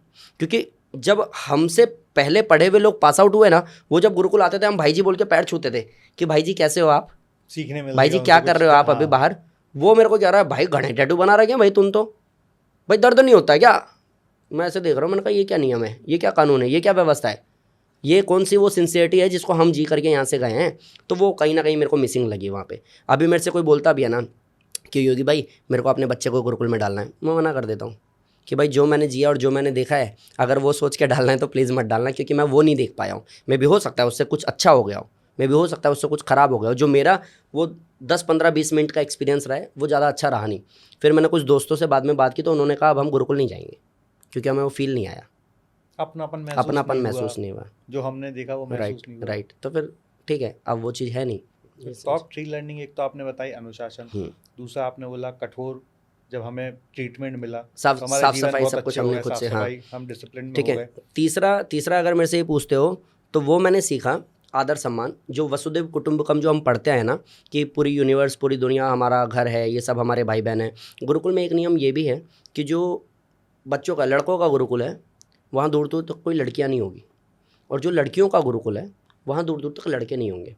और अगर मान लो मेरा दोस्त है विवेक, आज रक्षाबंधन है, मेरी बहन आई नहीं है, उसकी बहन आई है और गुरुकुल में वो एंट्री करती है तो पूरे गुरुकुल में सारे बच्चों की वो दीदी है और सब दीदी के पैर छुएंगे। नज़र घुमाना तो बहुत दूसरी बात है, और ऐसा नहीं कि फोर्सफुली बोला जा रहा है तुम बदतमीजी से मत देखना, नहीं, वो हमारी रिस्पेक्ट अंदर थी, से आता था वो। अंदर से आता था। हम पैर छूते थे और दीदी जब हमें राखी बांधती थी, विवेक की बहन, तो हम खुश होते थे कि हमारी दीदी ने हमें राखी बांधी है। वो जो प्यार था, वो जो समर्पण था, वो जो इज्जत थी, वो जो दूसरा का परिवार मतलब मेरा परिवार था, वो मैंने मिसिंग देखा। और वो लर्निंग है जो मैंने मेरे फैमिली में इम्प्लीमेंट किया। जो भी आज नियम कानून, जिस गुस्से की बात आप कर रहे हो ना, ये सब कुछ मेरे गुरुकुल की उपज है कि अगर डांट के किसी का जीवन सुधर सकता है तो डांटना ही सही है, चापलूसी करने की कोई ज़रूरत नहीं है। और इन सब में मैं एक चीज़ और कहूँगा, मैंने गुरुकुल में एक चीज़ और देखी जो मेरे को बहुत पसंद आई, वो ये कि आप झूठ मत बोलो। झूठ मत बोलो किस सेंस में कि गुरुजी ने ये बोला हुआ है कि अगर दो जने, आप और मैं, दो जने लड़ाई करते हो और किसी तीसरे ने आकर के मुझे बता दिया मारूंगा बहुत, तो पहले तो गुरुकुल में लड़ाई नहीं हो रही, और अगर लड़ाई हो रही है हम दोनों की तो हम दोनों हाथ पकड़ के जा रहे हैं गुरुजी के पास, गुरुजी हम दोनों लड़ाई करके आए हैं तो गुरुजी अच्छे से पिटाई कर रहे हैं, धो रहे हैं अच्छे से, और उनके पिटाई करने का तरीका ही अलग है। वो जितना पीटना है पीट लिया, अब आपको बिठा दिया, मेरे को बिठा दिया, अच्छा हम शॉर्ट में होते हैं, हाफ नेकर में होते हैं, बिठा दिया और पद्मासन लगवा दिया। मेरे को बोल रहे हैं लड़ाई ज़्यादा आती है, आपको बोल रहे हैं लड़ाई ज़्यादा आती है, चल देखता हूँ किस में ताकत ज़्यादा है। एक काम कर, तू एक थप्पड़ मार थाई पे, जांग पे एक थप्पड़ मारी हूँ, पट, मैंने मारा पट तेज से, आप कर रहे हो अरे भाई साहब बहुत तेज लग गया, अब कह रहे हैं तू मार इसको, अब आप मार रहे हो, करते करते पैर नीला पड़ गया दोनों का और दोनों थक लिए हैं। कहता और हो अंदर लड़ने जैसा कुछ तो लड़के यहीं ख़त्म करो आज। अब फिर हम दोनों लिटरली गुरुजी के पैर छू रहे हैं, गुरुजी आज के बाद लड़ेंगे नहीं। तो ये जो है ना प्यार के पीछे लड़ाई और दर्द, वो अनोखा है। अब ये कहोगे कि गुरुजी इतने क्रूर थे क्या? एक लड़का था हमारा नवदीप, गुरुकुल में छोटा था हमसे, गुरुजी ने ऐसे ही गुस्से में ऐसे ही उसको उठा के फेंक दिया यूँ, और वो जब गिरा ना तो उसका दांत पार हो गया, लग करके होठ से दांत पार हो गया। और अब सोचो उसके जब पेरेंट्स आए होंगे, फैमिली आई होगी, तो गुरुजी की तो बैंड बज गई होगी? नहीं, उन लोगों ने गुरुजी को वही रिस्पेक्ट दी जो हमेशा से वो देते आ रहे थे। एंड गुरुजी ने जब ये लगा, और जब तक वो बच्चा पूरी तरह से ठीक नहीं हुआ तब तक गुरुजी ने गुरुकुल का कोई दूध हाथ नहीं लगाया, पिया नहीं, अपना दूध कॉटन में डिप करके उस बच्चे को पिलाते थे कि जब तक ये ठीक नहीं होगा मैं दूध नहीं पीऊँगा। ये जो अनुशासन था ना, ये नेक्स्ट लेवल था। अनुशासन, प्रेम, सब कुछ वहीं से सीखा, सम्मान, सब कुछ। वहाँ बहुत न्यूट्रल हुआ करते हैं गुरुजी, आपका नहीं पता है पहले न्यूट्रल कैसे। हम घर नहीं जा रहे, गुरुजी भी घर नहीं जा रहे, हम गुरुकुल में रह रहे हैं पूरे पूरे साल, गुरुजी भी गुरुकुल में रह रहे हैं पूरे पूरे साल। हमारा कोई दोस्त है तो कौन है? वो गुरुजी है। हम क्रिकेट किसके साथ खेल रहे हैं? गुरुजी के साथ खेल रहे हैं। सब क्लास में सीसीटीवी लगा हुआ है, क्लास में क्रिकेट के बारे में कोई बात नहीं होनी चाहिए, अगर हो गई तो प्रिंसिपल बैंड बजा देगा गुरुजी की, वो अनुशासन है, बात ही नहीं होगी। लेकिन जब खेल रहे हैं तो आप गुरुजी हो, मैंने आपको स्टंप आउट कर दिया, अब मैं कह रहा हूँ गुरुजी आउट हो गए, आउट हो गए, और गुरुजी कह रहा है मैं आउट नहीं हुआ, पड़ेगा एक, आउट नहीं हुआ। मैं कह रहा हूँ अरे जाओ ना, माँ के पेट से निकल के भी झूठी बोला होगा आपने, तब भी गुरुजी गुस्सा नहीं कर रहे, तब भी गुरुजी लड़ नहीं रहे। जब खेल रहे हैं तो पूरे दोस्त हैं हम लोग। अब जब क्लास में है तो मैं गुरुजी, अगर मैंने पूछा गुरुजी कल तो मजा आ गया क्रिकेट में, तो आप छित हो गए वहाँ पे, आपकी पिटाई होगी वहाँ पे। आपने ये बात यहाँ कर कैसे दी? आप क्लास में हो ना, पढ़ाई कर रहे हो ना, ये क्या तरीका है? मतलब क्लास के अंदर पूरे गुरुजी और खेल के मैदान में ये सब इतना ज़्यादा तरीके से था कि आप कभी ये नहीं कह सकते अबे जा ना, खेलते समय तो रोता है, आप बोल ही नहीं सकते, फीलिंग ही नहीं आएगी। ऐसा कुछ देखा है हम लोगों ने साक्षात। और हमारे गुरुजी कहते थे कि गुरुकुल में अगर आपने 5 साल 7 साल 8 साल 10 साल लगा दिए और उसके बाद जब आप बाहर निकलोगे तो दुनिया में कभी भी कोई आपको बेच नहीं पाएगा। हमें ये लगता था गुरुजी ना हमें पागल बना रहे हैं ज़बरदस्ती गुरुकुल में पढ़ाने के लिए, लेकिन ये सच्चाई है। अगर आप गुरुकुल से निकलोगे, पढ़ के निकलोगे, तमीज़ से सीख के निकलोगे, तो सीरियसली आप कुछ भी कर सकते हो। सीरियसली कुछ आपको भी कोई बेवकूफ़ नहीं बना पाएगा। नहीं बना पाएगा, एक्चुअली नहीं बना पाएगा। तो मनमोहन जी, इतनी देर आपने जो गुरुकुल की चर्चा की, यदि परमात्मा आपको जल्दी इतनी शक्ति दे कि आप इतना धन अर्जित कर लो कि आप एक गुरुकुल बना सको, तो क्या आप सच में गुरुकुल इच्छा है। बनाना चाहोगे? ओह, बहुत बड़ी इच्छा है। और आपके पास ऐसे 100-200 बच्चे भी, मतलब मेरे जैसे पेरेंट्स तो आज भी भेजना चाहेंगे, जैसा आपने गुरुकुल का विवरण किया, तो मैं तो हमेशा तलाश रहा हूँ पिछले कई महीनों से कि मुझे कोई ऐसा गुरुकुल मिले जहाँ मैं अपने बच्चे को 4-5 साल की उम्र में भेज दूँ और 4-5 साल वो वहाँ रहे और वो अपने जीवन में थोड़े डिसिप्लिन लेके आए। तो क्या परमात्मा आपको कभी इतना धन दे दे तो आप अच्छा ऐसा गुरुकुल बनाना चाहोगे? वो तो मेरी रगों में है। अगर मेरी सांस रह गई और अगर मैं जीवित रह गया तो मेरे जितनी भी प्लानिंग्स है ना, उसमें एक ये भी है कि मैं गुरुकुल बनाऊं और एक ऐसा गुरुकुल बनाऊं जहाँ पे वो सब कुछ हो जो कभी मैंने जिया और सीखा है।